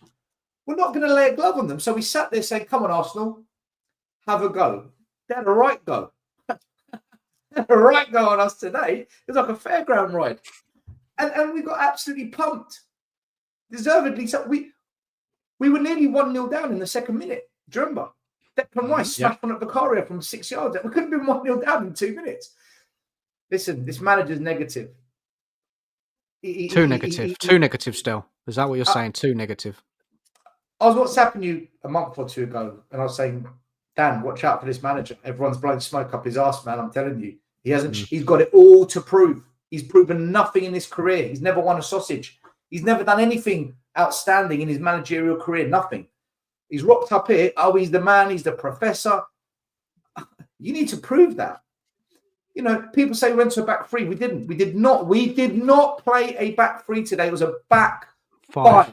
That's why we never went over the halfway line in the first half. It's why Porro, who is the only proper out-and-out attacking fullback, was on the bench. He put the two best defenders, Spence and Udogie, on the pitch. Why? Because it was a back five. And we're trying to play out from the back. We've got no midfielders on the pitch. Like, who are you playing the ball out to? No midfielders. You've got two holding mids. Who are you trying to get the ball? And he's trying to play out from the back. I'm like, you've gone to a back five. You're trying to play out from the back without midfielders. And you're just inviting Arsenal. The whole thing was rotten. I just had a thought, like, with tactics and players here. So if we revert back to a 4-2-3-1, right? Wouldn't Porro out as a right midfielder because the guy can't defend for fucking love or money? Have Kudos knocking around either the free roll in the middle or out on the left, or Xavi Simmons out on the left or in the middle. Those two just floating around each other while Porro is pinging in balls. Have Spence and Udogie as your left back, right back, and Van der Ven and Romero, and then you can literally. Tell Frank. Okay, I'll just bring it. You got the number for Frank. What you do is, then what you do is you sell Tel, you sell Odegaard, you sell Richie, you sell Dom. Corey, so Stel, Mark, in the chat tonight, it's been split, right? People want Frank out. People are blaming the quality of players. It's obviously, specifically to this game, would you put it on more Frank today? I think so. 100%. 100%. Let me read you. Listen, Let me read this to you. When he joined Tottenham, he said, "I want to make Tottenham brave, aggressive, and attacking." Sorry. Before the Chelsea game, he said, "From minute one, we're going to go for it." Are you taking the piss? Before today's game, I know how important this game is. We will be high tempo. He's mugging us off. If Ange made these quotes, right? This isn't about Ange. I'm just bringing it up to make a comparison. If Ange said these things, you lot would be ripping him a new one. You said this, Ange. Now you're doing that. Frank's doing the exact same thing. Basically, he's in. Do you know what? Frank's just a Scandinavian Tony Pulis, man. He's a Scandinavian Tony Pulis. That's what he is. Some games you win, some games you draw. He's a mid-table manager. You know, Brentford had Wissa, Ivan Toney, Mbuemo, Damsgaard. All these 4 players, Watkins. Spurs fans say, start for Tottenham. They all start for Tottenham. That's how good they are. Okay. When he had those players, Brentford finished 10th. When he had those players. Like, he's not that guy. Listen, if he can get better quality and he can get better players and he keeps his job and they all stay fit, maybe he can turn us into a Mourinho-type football team where we just park the bus, stink it out, but we're banging on a quick counter-attack, get a couple of goals and sit back for 70 minutes. Fine. I just don't see how Spurs fans are going to tolerate that. But still, how do you answer for that defending today, though? The actual defending from our centre-backs, our midfielders. We invited it on. If you invite pressure on, eventually the valve is going to burst. If you just say to your opposition, come, one of those punches is going to break through, isn't it? And then when we go 1-0 down, it was over because we had nothing on the pitch or we weren't set up in a way to count at half time. He didn't even make a change. At fucking half time, he sends the same shit back out. We're 2-0 down. And he's like, yeah, half time team talk. Same again. Of course they score in the first minute of the second half. But still, they're running through 2 or 3 players still. Eze was running through 2 or 3 players. All of them were losing the tackle. And that's got to be a lack of aggression. That's got to be a lack of something, nah? Belief what? You don't just run through 3 or 4 players like that easily. I thought Paulinho is supposed to be this strong, tough tackler. Romero is aggressive. Van der Ven. It's the way we're set up. It's the way the manager gets into them, right? I didn't expect to win today, right? There's some deluded people in my chat having a go at me for calling them deluded for saying we're going to win. Where are you now, right? You're offended. I called you deluded. I'm offended. You said we were going to win 2-1. I'm offended by that. Right? I'm not going to mention names. You know what? Earlier on when that chat came up, I was at football. I was like, I'm not going to get involved in this one. And Who said we were going to win, Stel? Come on, who said we're going to win? I got called deluded in my group chat. I got called deluded for telling someone that they're deluded. No, I got called. First you got called a clown, then you got called deluded, and you said, "Oh, the delusion is you believing we can get a result." Yeah, that's the chat. And then you said, "Up yours." I said, "We'll be lucky if we get a draw out this one." Now I'm off the surely that's a troll. Surely that's a troll in the chat. No. Listen. I had to go on We Are Tottenham TV today. I didn't plan to go on, but I went out for a drink midweek. Ben Kaufman's got a coffee shop. I met up with, you've been there. We met with Ben, Graham, Brian Daigle, Tom81, who's sometimes in the chat on shows. Ben, obviously, it's his coffee shop. And Brian sat next to me and said, we're going to win today 2-1. We're going to win 2. We're going to beat Arsenal 2-1. My manager said, Brian. Yeah. And I sat next to him. I said, Brian, I've known you for 30 years. Are you on drugs?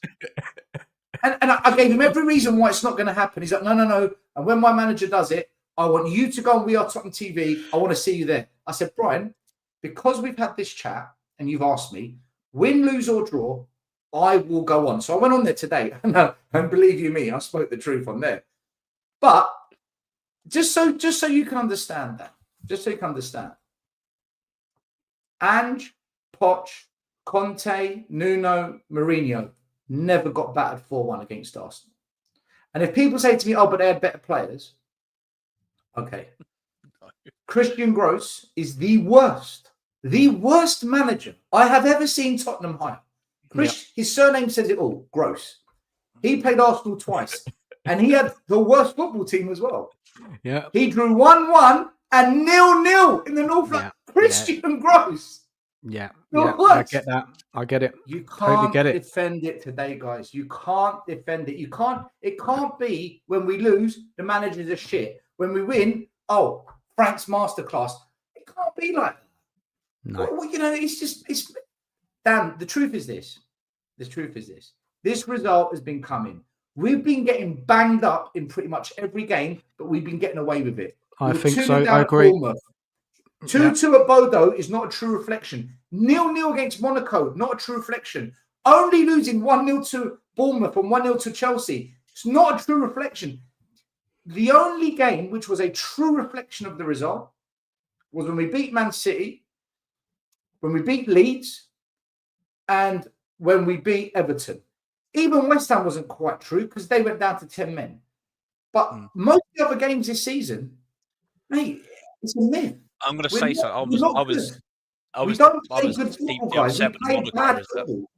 Yeah, I was upset with the Monaco result as well because they're not exactly playing great in France at the minute. We've been outplayed so many times this season, guys. Yeah, let's I know be they honest. battered us, but we played absolutely atrocious in that game as well. So there's been 3 games this year that I'm like, yeah, but Newcastle Carabao Cup.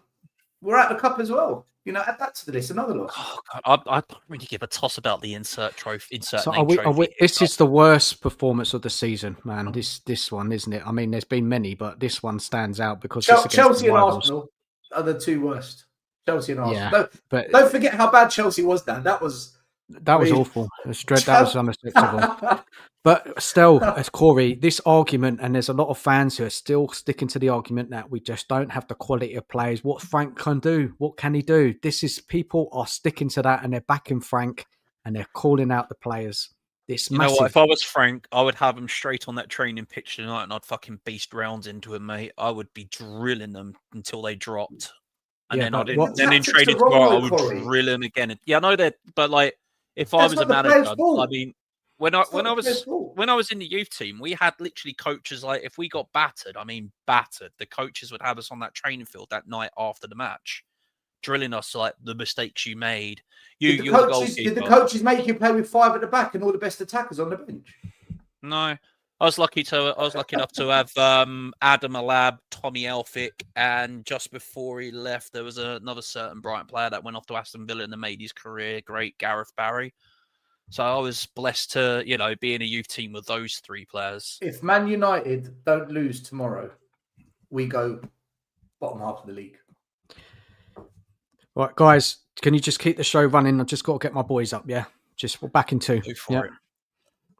I mean, there's a lot of emphasis on both the players and the managers for this, mate, because we have suffered, like, now that Levy's gone, this tenure with the Lewises and Enoch need to start putting their hands in their pockets and start spending money on quality, not crap like Tel Odebear, Johnson, Richarlison, stuff like that, man. Hold on, Corey, look, you're not wrong, but hold on a minute. Sunderland do not have a better squad than Tottenham. They do not. They simply don't. Forget the result. Forget the fact they beat Chelsea and forget the fact they got a draw against Arsenal. It's not about the result. The way they went into that game was, we're going to win it. We're going to win it.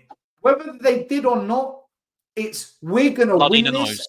Yeah, blood in the noses of the players. We are going to leave blood, sweat and tears on that pitch, and we're going to come off knowing, no matter what the result is, we gave it everything we got in our ability. Yeah. You cannot say that about our squad. And it can't just be down to the players. Because these same players won a European trophy. When they had to turn up at Frankfurt away, blood, sweat and tears, forget the performance, they gave everything they had. Against Bodo over 2 legs, everything they had. In that cup final, we defended for our lives. But my God, we left it all on that pitch. We were shit, but we left it all out there. I'm not seeing that. I'm not seeing that effort. That comes from the manager. Look, we can hate Andrew as much as we like. He's gone. He's never coming back. But you know what? When he had to get something, just something out of them, he did it.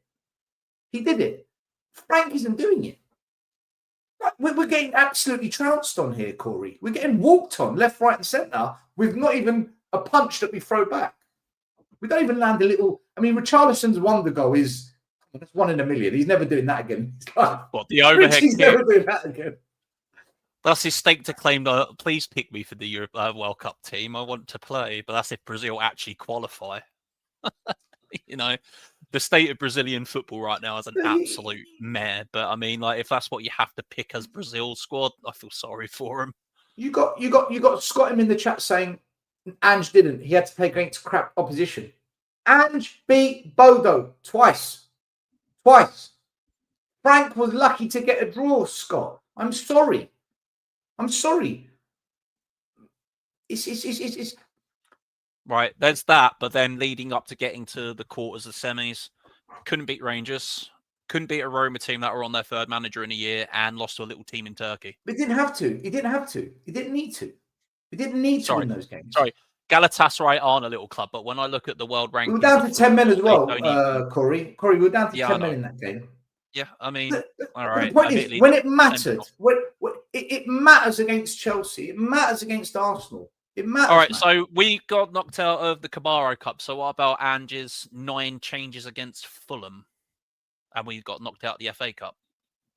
Yeah, but he didn't follow it up by getting absolutely putting in the worst performance against Chelsea. The reason we rested players against Newcastle was to focus on Chelsea. Okay, fine. You've done that. This season's Chelsea result or last season's put everybody on the line Chelsea result when that should have... We were down to 9 men, Corey. We were down to 9 men. No team in the history of the Premier League has won with 9 men. No team. In 30-odd years of Premier League football, no team has won with 9 men. Go and look it up. I'm not here to defend Angelo. It's not about my point. Get a tune, man. Like, how can you... He fucking sent us out second half, the same as the first half, Corey.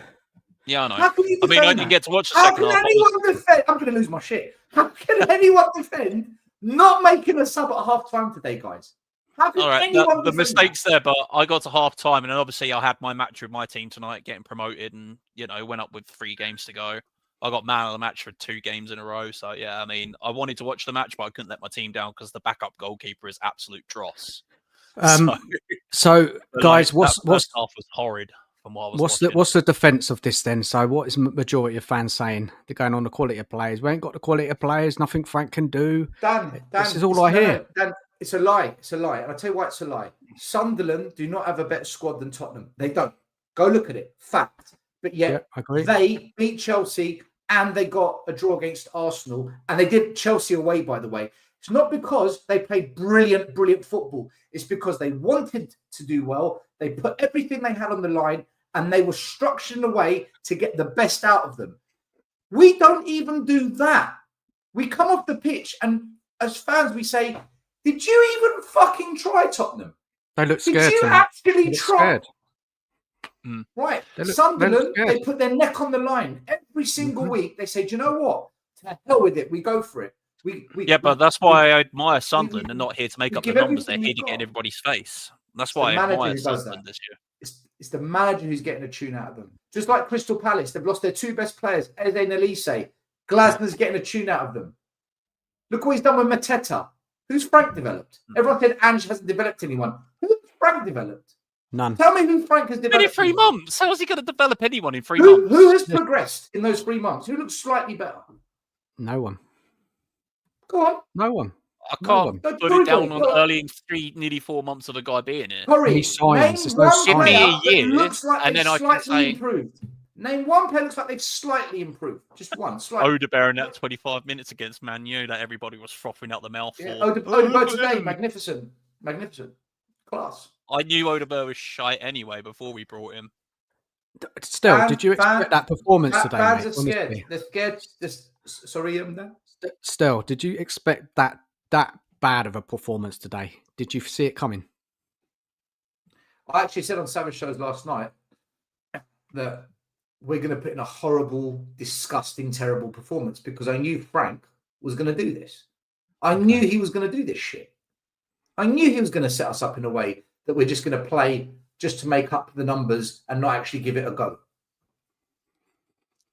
But then it Predicted. comes down to Wolverhampton Wanderers, Scott. Wolverhampton Wanderers. They haven't won Yeah. a single game all season. Dog shit team. Manager getting sacked. They come to Spurs. They get their only point. Outplayed Crap us second competition. half. Crap opposition. You know, this is part of the problem.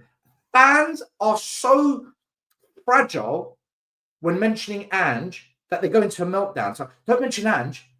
Anyone but Ange. Just anyone but Ange. It doesn't matter who comes into this club.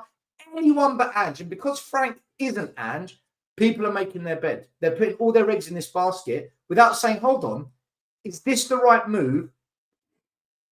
He's got to prove himself. But rather than doing that, everyone's like, he's the professor, tactical masterclass, he develops play. Bullshit. He's got to prove himself. He's got to prove he's worthy of being our manager. But instead, because fans were so hell-bent on getting Ange out, and they're allowed to do that, that doesn't just mean you accept any other manager and you go balls deep in with that manager. I've never once been balls deep with Frank. Never. I've said I'll give him a season, and I will. Right now, I'm not Frank in, not Frank out. I'm Frank, I don't care. If we sack him, I don't care. If we keep That's him, quite I don't common care. now. Still, I hear a lot of fans say that. I don't care who's in charge anymore. I don't, It's got that bad. because we can't appoint. Listen, Frank was too attacking. We've gone 180. He's too defensive. Can't we find a balanced manager like Glasner or Poch or these young managers that they know how to attack, but they say, do you know what? Let's also be savvy Stel, when it comes to You know what? can't- I want we to throw a can't- curveball out there, right? I would take Brighton's manager then if Ange got sacked. but Brighton's guys, manager. There's him, something about Glasner, the that's Brighton really good. manager, they're all more balanced. We just need a bit of balance. We have this no is what I balance. hear. Stel, we can't do But then- balance. That's Then what I hear. Then I hear players. Why not? I hear some fans going, Why "So not? these I know. players don't get in a team like Man U or Chelsea, blah blah blah blah blah." Then they completely overlook Brighton. They don't. Some of these midfielders don't even get in past Belieber, Mate, Mateta. Brentford's manager. Look at the job he's doing. The Brentford manager. He's won his home games. He He's wins lost home games. Ivan Toney and Mbuemo. Look at what he's doing. and Wissa. Mate, He's winning at home. They're winning at home. And Brentford, everyone's obviously, winning at home what's except for Spurs. What's that other Brentford player that and went to Wolves. Arsenal that doesn't like get on? Nodegaard. Just like I said to you guys, all of Frank's signings, Moani, Kudus, Paulinho, and Simmons, all of them are fit and available. His signings. Right? They're here. I wonder if Kudus Mawani's giving him a bit of time off because of the fracture. Then don't put him on the bench. Don't put him on the bench. Right?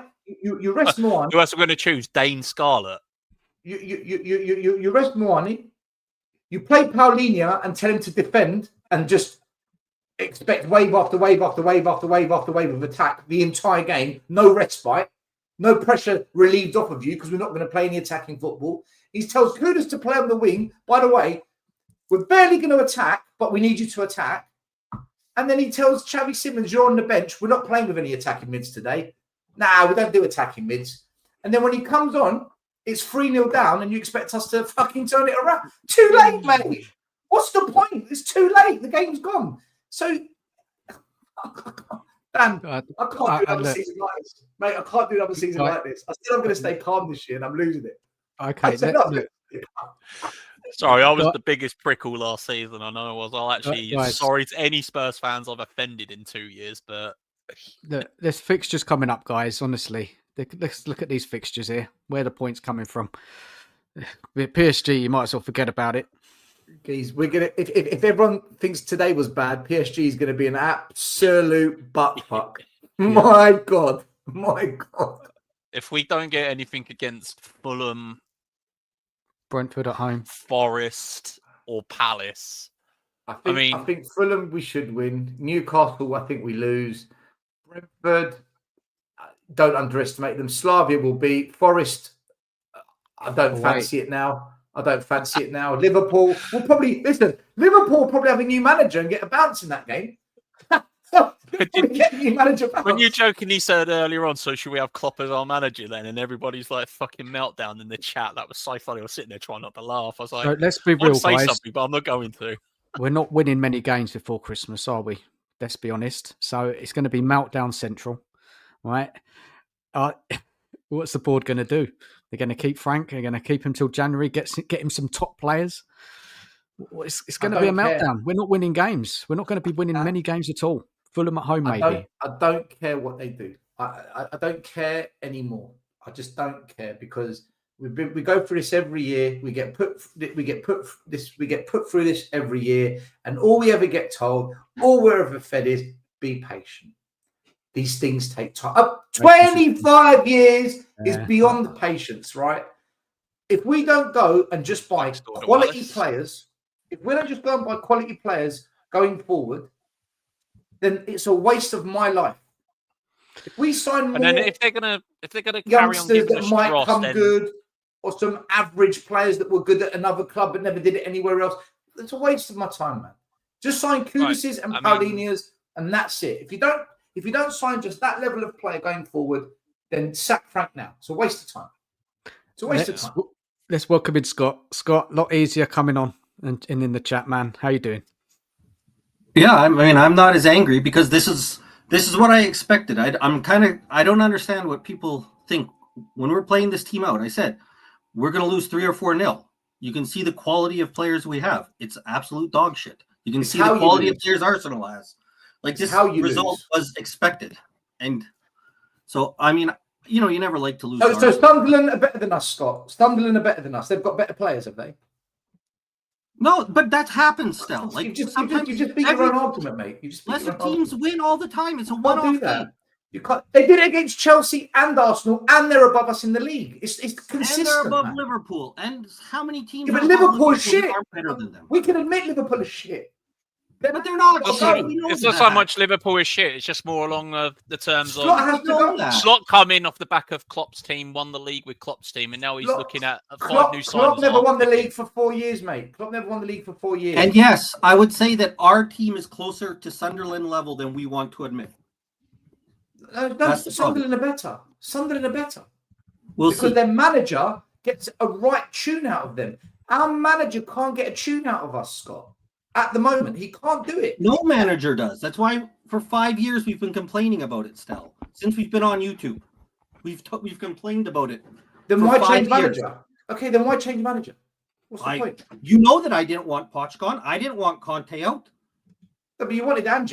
What's the point? Yeah, I wanted. Yeah, but didn't you for a point? Didn't you for a part of that? Until he won a trophy, then he proved that he can. Listen, he proved he can do something with this lot. Something. Not really. I wouldn't. In a one-off game, but yeah. I mean, I'm not. No manager did it in 17 years. No other manager could do it. No other manager could win a sausage at this club. He did it. Hate him. Look, I hate bringing up Ange. I shouldn't have done it. I'm gonna say this as well, though. I want to ask Scott a question. Corey, I want to ask Scott a question. Scott, do you not feel that our current manager should be getting more effort, more hunger out of these crop of players than what we're seeing? No. I think these players have shown for years that they don't. The same way that they didn't care last year when we lost. Tell is new. Mwani is new. Kudus is new. Paulinho is new. Simmons is new. Do you think Paulinho had a problem with his effort today? I thought Paulinho was pretty good with his effort today.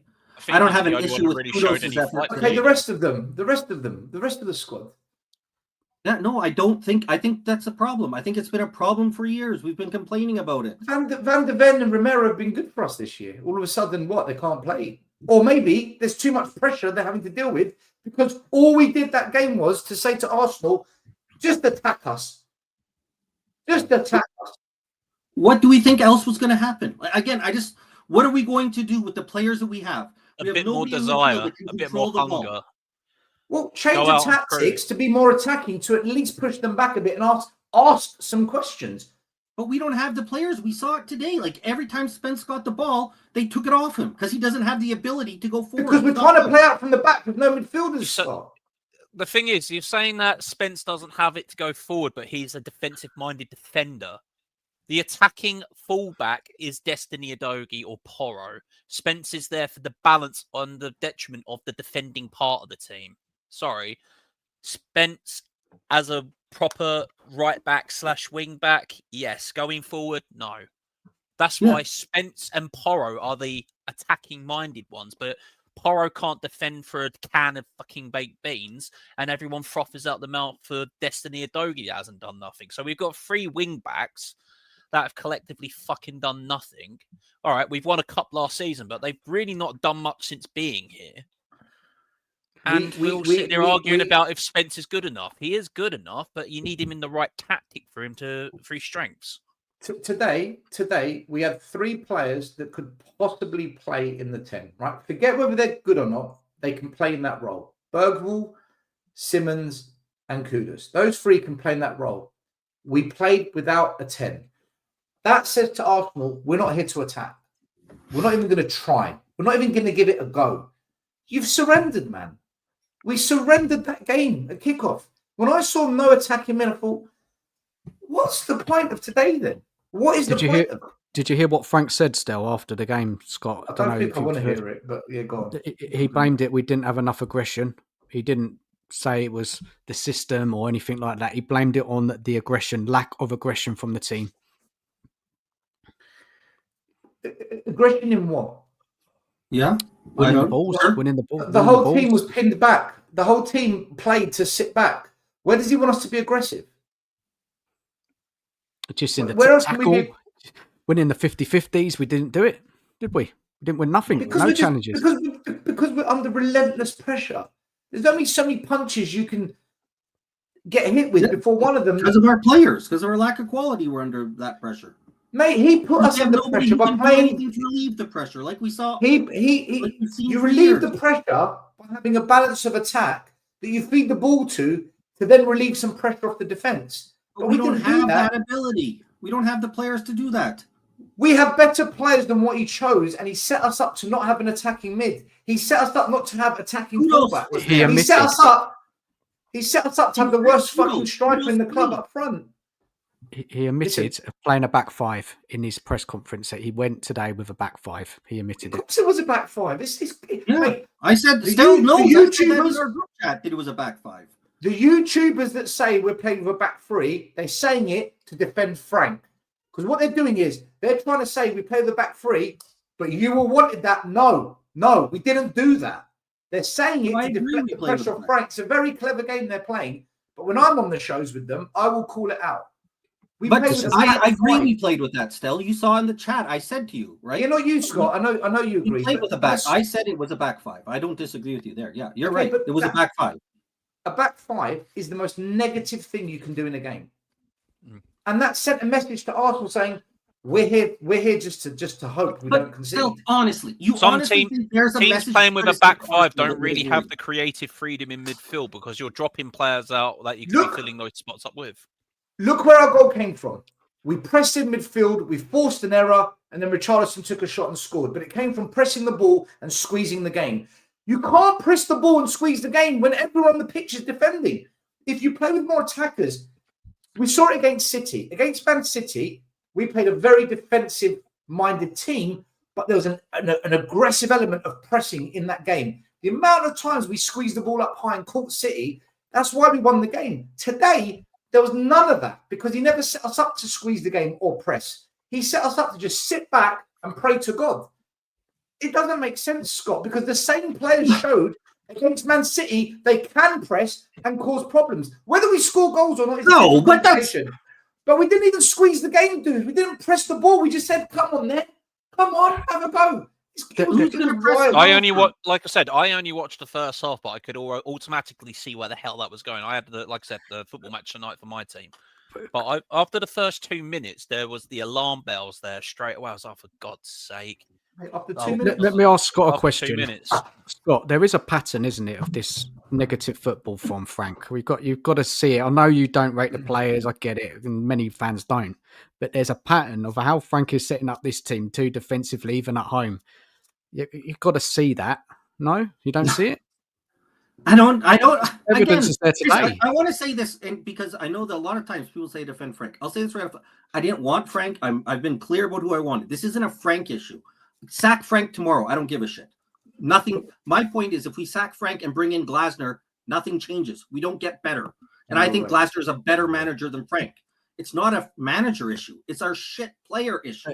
Is there no questioning of Frank at all in your eyes, Scott? He can do different things. Sure. But this is what I'll say again. I would have played Porro. I prefer Porro to play. I've said all along I wouldn't have played the back five. That's not what I want.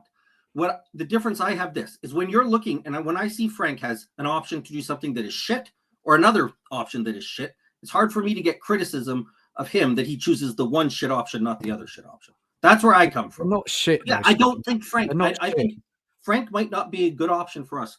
100%. I have no problem saying that. But I think if we don't fix the real problem at the club, which is the quality of players, then it doesn't matter. Who cares if we put out Odegaard and we have Glasner here, or Tell, or Johnson, or Richie? Who cares? That's not going to until we address the real issue at this club, which is the quality of players. And it's hard to really get upset. And I don't see him setting up. I don't see a way that he could have set up today that would have been much better. Arsenal has 11. Do we? We do a starting 11. All the combined 11. All the players are Arsenal players. They have the 11 players in a combined 11, and they have players on their bench that would get into that 11 ahead of our players too. We just gave him far too much respect, man. Far too much respect. This is a derby, man. This is not. It's not acceptable. That I don't think. But again, I don't see how we're setting up. How we're setting up. You play the wing backs. You push them up higher. You play your best attacking players. That's the thing. I'll tell you how we set up. Scott, I'll tell you how we set up. The two best performances of the season were against PSG in the Super Cup final and against Man City, right? But PSG was when they didn't care. PSG was a training session. Scott, absolutely. But they were the two best games I saw our players play. Set up like that. If we lose doing that, if we get battered doing that, I'm not calling Frank out. I'm not calling Frank for what he did. I'm not blaming the manager. But when we don't do that, when we've seen those things work, I've got to question the manager and say, what are you doing? You've proven to yourself and to us that when you set up in a back three in the right way against PSG and against City, you've shown us we actually look all right. PSG, we do that more. Why can't he do that a bit more? He doesn't know. I don't think he's so scared of losing. He's so scared of losing that he's become frigid to attack. He's frigid to attacking, man. Or we don't have anybody that would make it into any quality Scott, team. he did it against Man City and PSG. Man City, we didn't play. You got the goalie to give us a freebie, and Diaz fell down. Yeah, because we pressed, we squeezed, we put pressure on him. But we don't do that anymore. Now it's, right, everyone back, behind the halfway line. No one go forward. We don't do that. Nosebleed. Look, I'll meet you halfway, Scott. I'll meet you halfway. The players are shit. He's up against it. But don't you agree that he could try being a bit more like we were in the games that we were good this season and see if there's some success doing that a bit more? I don't think we were good against City. I disagree there. That's the problem. What? What? Hey, we were brilliant. We had two. What match was you watching, brother? What match was you watching? Against Man City. That's how a 3-5-2 works. You have your. Pape Sarr had the game of his life against Man City. It's the fact that he didn't. That's when you're supposed to play this tactic, the free sit at the back and don't move. Your defensive midfielder comes into cover for your wing backs to attack, and then the freedom of that other midfielder next to Polina gets to either attack into that space where Kudos, Savvy, whoever is supposed to be, which pushes those two out further to help support the wing backs as well. And then when you're defending, those players come back in. Those players come back out to the wings, and your defensive midfielder sits in front of the three. Or, like I said, that defensive midfielder drops into the centre-back position, which would put Van de Ven out on the left until Adogi gets back, or Spence, because apparently playing a right footer on the left-hand wing is a thing nowadays, which I just can't stand. But how these tactics are meant to work is you're playing three at the back. They do not engage until that pressure comes in because you have your defensive midfielder there to break up the play and destroy. And then that player next to the defensive midfielder is supposed to be your outlet. Ping it to the wings, ping it to the attacking midfielders, hump Let's- the ball let's- up the pitch for all I care. Just get it away from that area. Unless we Defend, see it, drop back, we and then don't know. press. We don't. He doesn't do it. Frank doesn't try anything different. He doesn't. We've tried. We've tried. What's he tons tried, of different Scott? things. What's he tried Yeah. in an attacking that? way? What's he tried, Frank, this season in We've an had attacking way? multiple different players in multiple different No, positions. I'm talking He tactics. tried a new formation today. What What's about that? It's tactics? not a Like, new formation. Well, the tactics would be is that you're playing a different style. So you're not playing if you're playing Sarr in the 10 versus Xavi in the 10, you're having different. They give you different options, so right? why didn't he push the wing backs further up the pitch, Scott? Answer that. I thought Udogie got up the pitch a lot today, and then he didn't have anything to do when he got there. And I said Spence tried to get up the pitch and couldn't do it. Why? And because Because Spence playing is the against balance Arsenal, for that right? tactic to work. Because Spence is a defensive-minded defender. He doesn't really like going forward as much. He's that guy that wants to come back Yeah. and defend. I wouldn't have played He's him. your in there. old-fashioned wing back. A wing back that likes to defend. If you're playing this system with a 5-3-2, 3-4-2, 2-2-1-2, whatever, your wing back, you have the balance. One that can defend and one that can run and dictate the play on that opposite wing. If not, if that other guy that is doing all the running is coming back to defend and this guy can run, he doesn't do it all the time. Every now and again he'll go and do it. But if Destiny is supposed to be this player that everyone is frothing from the mouth from, which I've not really seen much of him do, then Do you think, guys, there's a disconnect between the coaches and the players at the moment? Do you think there's something? Has to be. It's got something not right at the water at the training ground at the moment. I don't think they like the football. I don't think they enjoy this football, mate. I think they think this football's rubbish, and they don't enjoy it. But then, what was the issue last year? Did they not like the football last year and the year before? I don't think the players wanted Ange out. I don't think the players wanted the manager sacked. But they were awful last year. But why rock up? I don't think the play. We're talking about the connection, right? I didn't. You thought they had a connection last year? I didn't. I don't think they wanted the manager gone. My personal opinion. I don't think they wanted Ange sacked. I actually think they had a rapport with him. I think they built something off the back of that final win. Now, whether it was losing mentality until we won the cup. We're talking about the play. What player called out Ange? What player called out Ange? What player called out Frank? They wouldn't do it publicly. I tell what the players did do, though. They said, if Ange goes, I don't want to be here, that shit. The point is this. I'm not saying... The way we shit on Ange is unbelievable, man. The way we shit on him it's not... It is, because I'm saying to you guys that I don't believe the players wanted him gone. I don't think they wanted him gone. That doesn't mean the club shouldn't sack him. You do what the club thinks, not what the players think. I don't think they wanted him gone. Dan's question is there a connection? Are they listening to Frank? Disconnect. And my answer to that is, I don't think they like this football. I don't think these players like playing this defensive football. With Ange, as much as chaotic and fucking kamikaze it was, at least they were given the freedom to just fucking go for it. And I just don't see. It's two extremes, guys, isn't it? From Frank to Ange. I agree. It is too extreme. Where's the middle ground here? The people keep saying that we can't do anything else. The extreme is from defending to attacking, like Ange's ultra attacking, Frank's ultra defensive. But we're not ultra defensive. We are. We're not creating anything. XG is like the worst I've ever seen. But that's not because of the setup. We're not creating anything because we don't have anybody to create. In my opinion, most of our creative players. Yes, we do. We do have creative players. We've got Moani, we've got Xavi Simons, we've got Kudus. They can create, but they're not allowed to create. We're set up to defend for our lives. We're just set up to defend. We're not set up to create. We haven't got Madison. We haven't got, even though I think he's very average, Kulu. You know, those guys can create. I mean, Kulu drifting in off the right with his left foot is something magical when you see it. But again, he's still better than what we've got. We have a lot of creative players out injured. I mean, Moani, I think he wasn't played today to protect the fracture. That's just my opinion on that one. But then why put him on the bench? Now, the biggest thing, guys, is the no fight. There was no fight today. We can talk about tactics and everything. It was like watching the Conor Ben and it was like watching the Conor Ben fight again. I mean, I'm a lad from Brighton. I wanted Eubanks to win, but Eubanks did nothing in that whole match. So I'm like, say what you want, cuss what you want. I don't give a damn. And the players fought in the derby.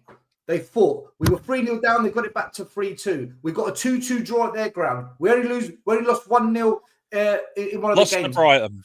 Our players, when it came to the North London derby, they fought. Mourinho beat them. They fought. Poch beat them. We fought. Every manager's got something, a little something out of them to fight. Today was a surrender. Christian Gross, the worst manager in the history of Tottenham in my lifetime, with one of the worst squads I've ever seen, got 2 draws. We fought, man. Today, like I said, we walked on the pitch and it was like... And the idea that we need a manager to tell our players to fight. That's just the manager's job to motivate. The manager's job is to motivate. To motivate them against in a North London derby. That's the kind of players we have. Is that they need to get G'd up to play the top team in the league. Psychology of football. You've got to learn. You've got to remind them. You've got to give them a kick up the arse. If at half Frank time, was a psychologist. He's a professor. Yeah, I thought he was. What? I don't know what Frank is doing. You're right. You're right. Let's get those players that can't get up themselves for big games. That's what we need. That's what we need to build this team around. Get rid of Frank and let's get all these players that are going. Why did they get up for it under and say, "Oh, sorry, the manager isn't getting me up enough." Why did the players get up for it when Andrew was here then? Why did they do it? They didn't. They laid down. The game against Liverpool in the semi-final was the worst laydown I've ever seen. We never got battered 4-1, Scott. We never got humiliated under Andrew. Yes, we did. That Liverpool game was embarrassing. In the North London derby. In the North London derby. Never got humiliated. Okay.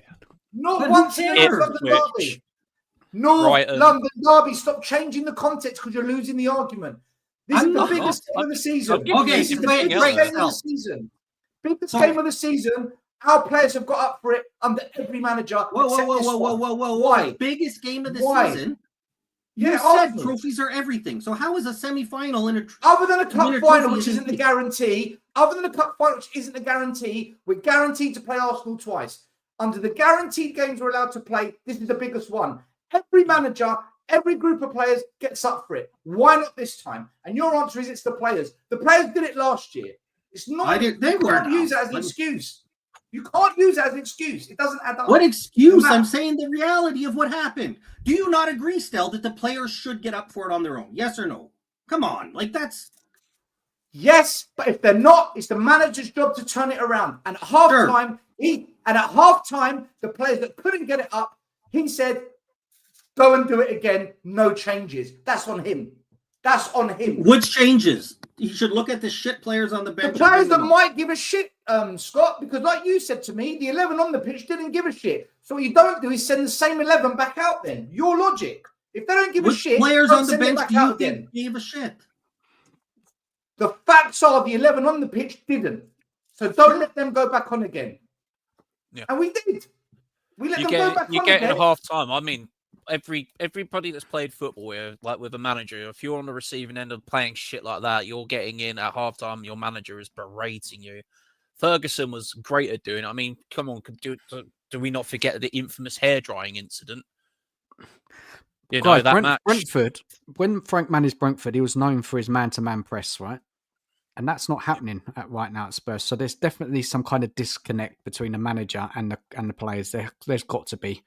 He was shouting and screaming, wasn't he, Frank? The players can't do it. They can press. They can man-to-man mark, man. I'm sure they can. No? They did it against PSG. They did it against Man City. They've stopped doing it because they've been instructed not to do it because we're set up different now. We're set up not to lose games. He's bottled it. Dan just said that at Brentford, he did this all the time. Yeah. Right? Now and Brentford finished mid-table. That's not what Dan said. He said at Brentford, he had these players playing this way. So why is he not having it now? And why can't we entertain the idea that maybe the players don't have that skill set to do it? Well, they're not listening. Or I don't know. Something's happening. Something's wrong. Like, have you seen things in the past from these players that make you think that they can do it, Dan? When you watch Odegaard, do you think he's a very good presser? Has he shown that? Not so Richarlison much runs him. around, but he isn't very intelligent, right? He runs Yeah. around and tries hard, Scott, but it's useless energy. Scott, listen to what you're saying.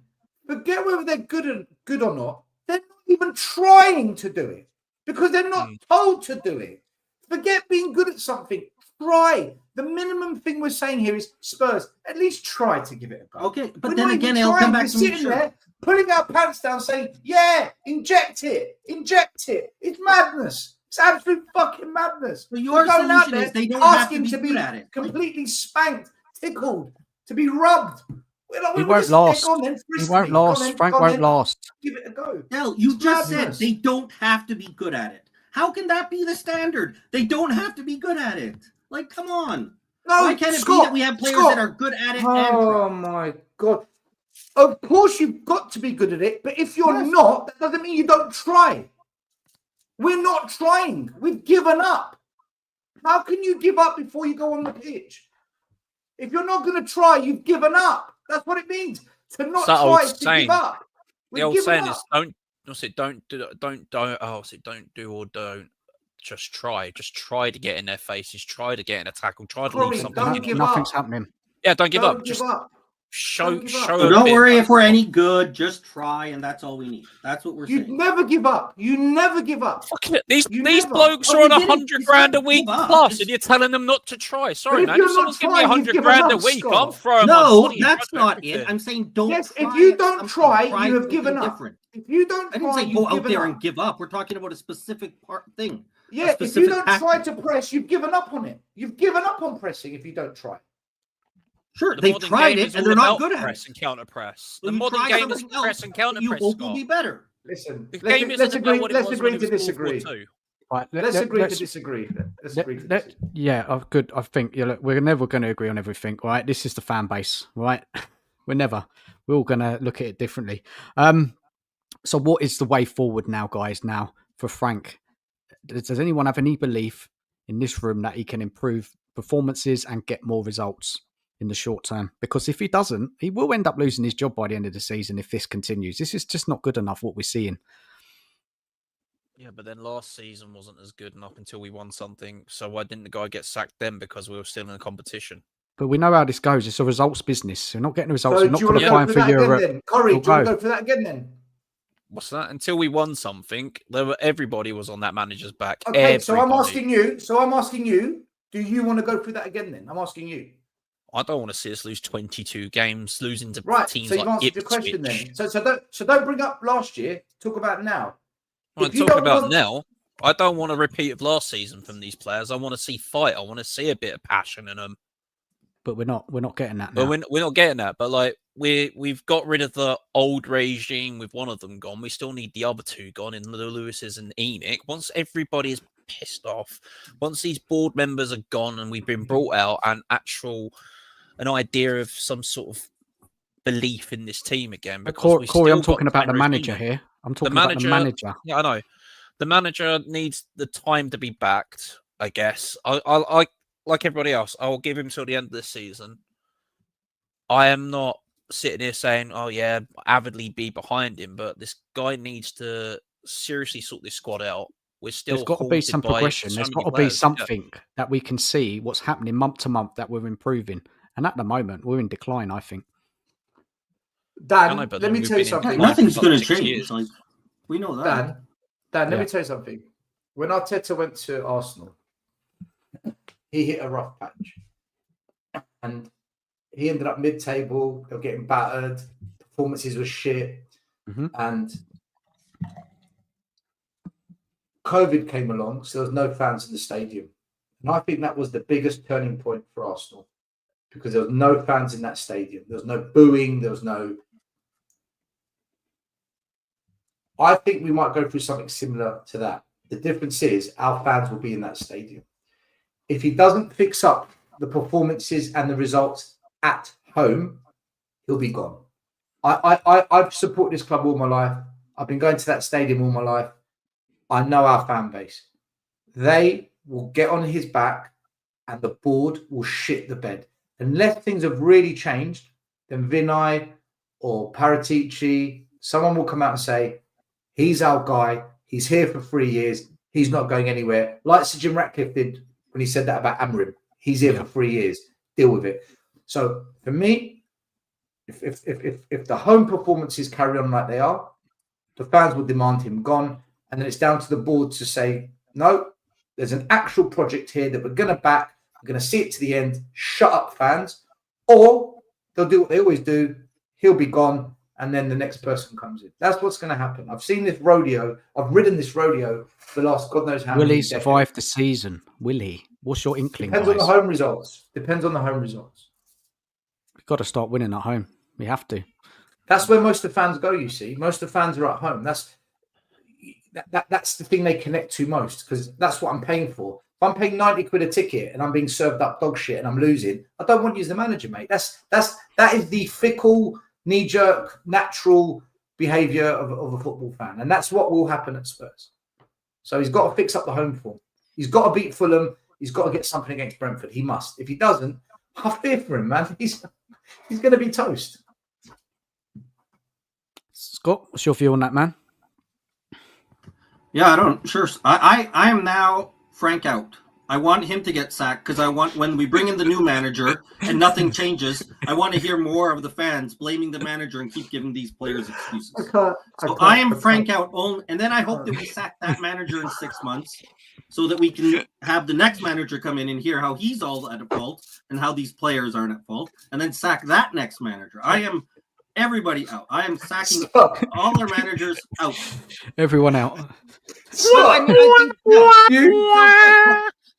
You're the biggest head fuck. You're the biggest head fuck. You've spent 30 minutes arguing me about Frank, and then you go, oh, Frank. But no, but I'm trying to say, like, and I know it doesn't come across that way. It's not about Frank. Frank, like, it's about any manager. Put any manager in place of Frank.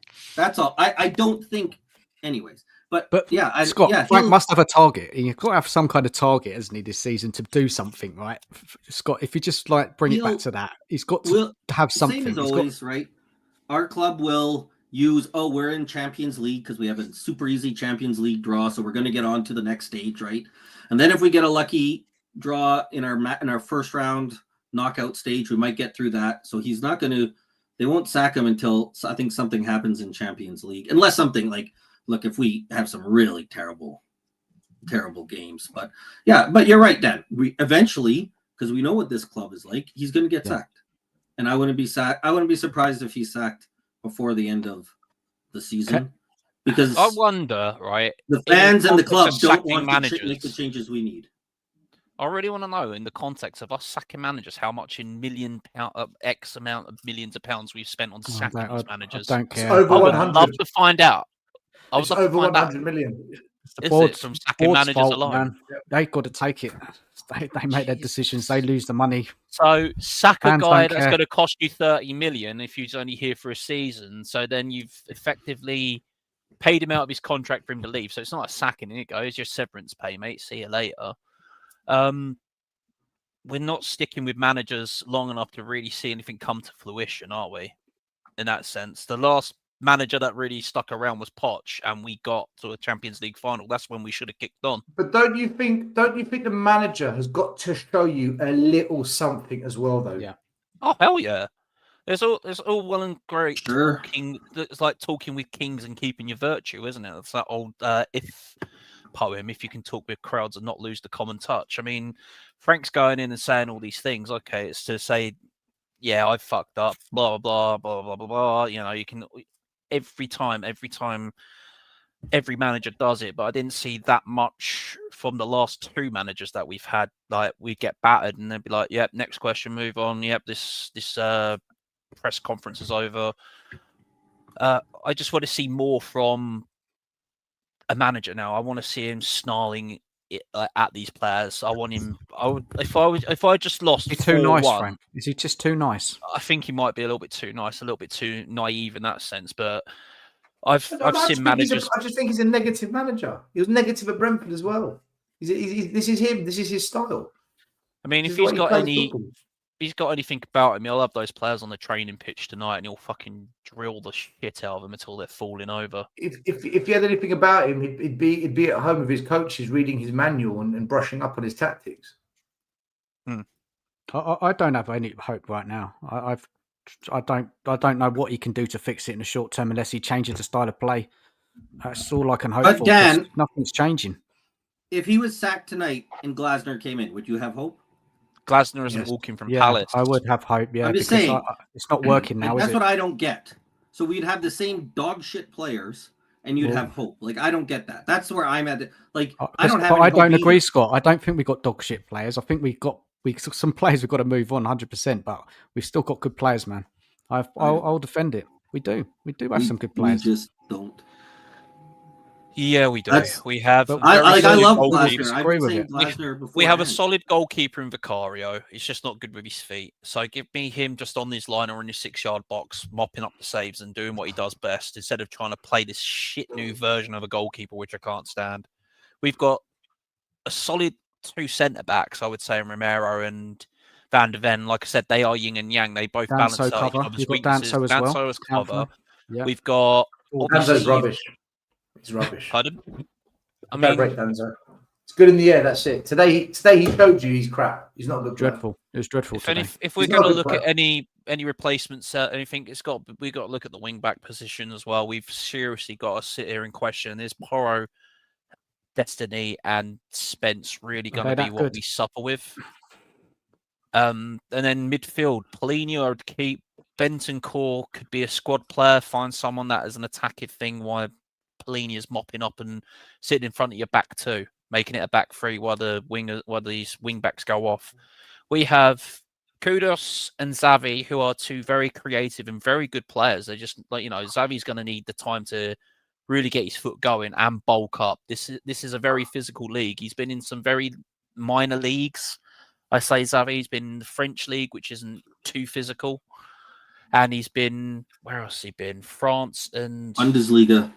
Germany. So Germany, again, apart from your top 4 teams, most of the teams aren't great in strength. So you could easily glide through and do the passes. Why do you think most players go to Germany now? Because it's the easy way to boost up your numbers and move struggling on. because of the system as well, though. I think Xavi's also struggling. It's not just Xavi's adjusting moving to on. the league. It's the way we're playing. He's struggling in the system. Yeah, there's that. I mean, he needs to bulk up just a tad, just so he's got a bit more about him. We've got no serviceable strikers.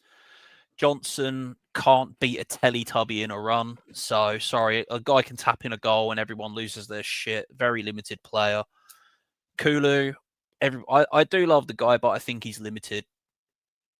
I mean, there's so much lacking in this team for us to really progress. It's just going to take so long to do now.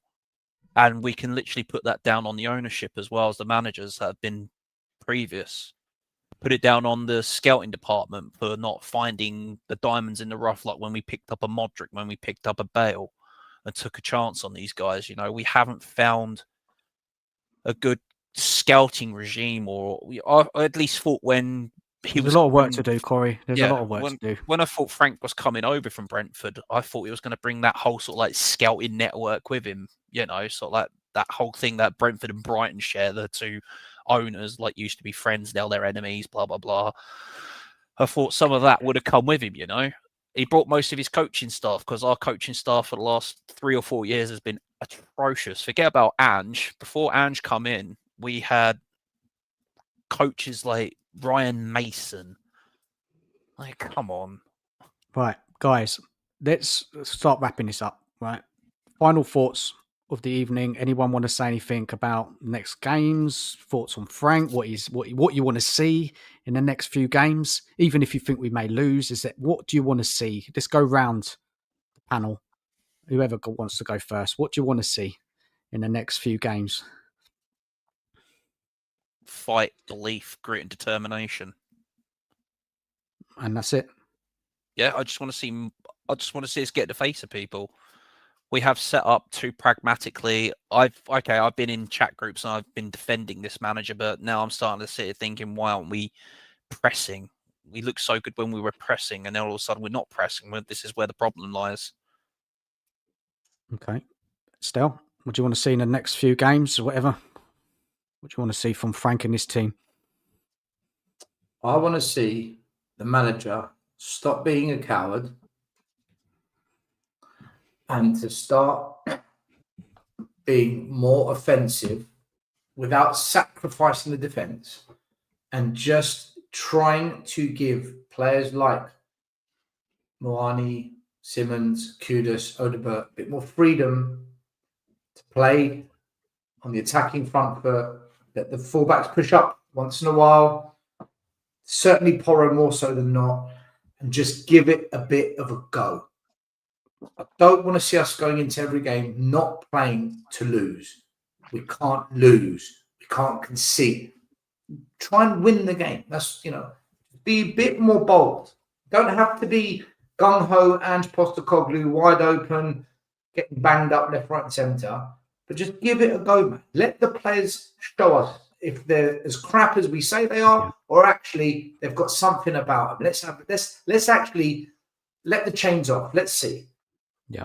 But at the moment, it's just negative, man. It's negative football. It's rubbish. So I want to see that. Whatever the result is. I don't expect anything this season, but I want to see that we can give it a go, which I'm not at the moment. Yeah. I've been saying that for weeks. Same sort of thing. I want to see it, and if it doesn't work, then Frank's done all he can, and then I have to blame the players. I have to. Scott, what about you, man? What do you want to see next few games? I don't really care. It doesn't really. We know what's going to happen. Frank will do everything that people ask, and people will still not like him for it. The players. He's got a lot of fans still, man. He's still got a lot of fans, Frank. People are defending him for his. There's a lot of defenders still. People. It's not everyone saying Frank out, man. I don't see that many, but I know. I'm not Frank out. Down how much YouTube I watch, so hopefully I'm missing those channels anyways. Yeah, I mean, whatever. Like the same thing I've been saying since Conte's second year. There's nothing he can do in Scott. If we're not going to make the changes we need to at the club, then we're not going to see anything that we want to see. So nothing Frank can do, Scott, with this lot. In your eyes, nothing. I've seen him do a lot of stuff, and it doesn't make a difference. Like I don't really care what he does. If he wants to play a back three, sure, go ahead. Why not? Play a back two, go ahead. Why not? Because who cares at this point? We're putting out Odebert. We're putting out Tel.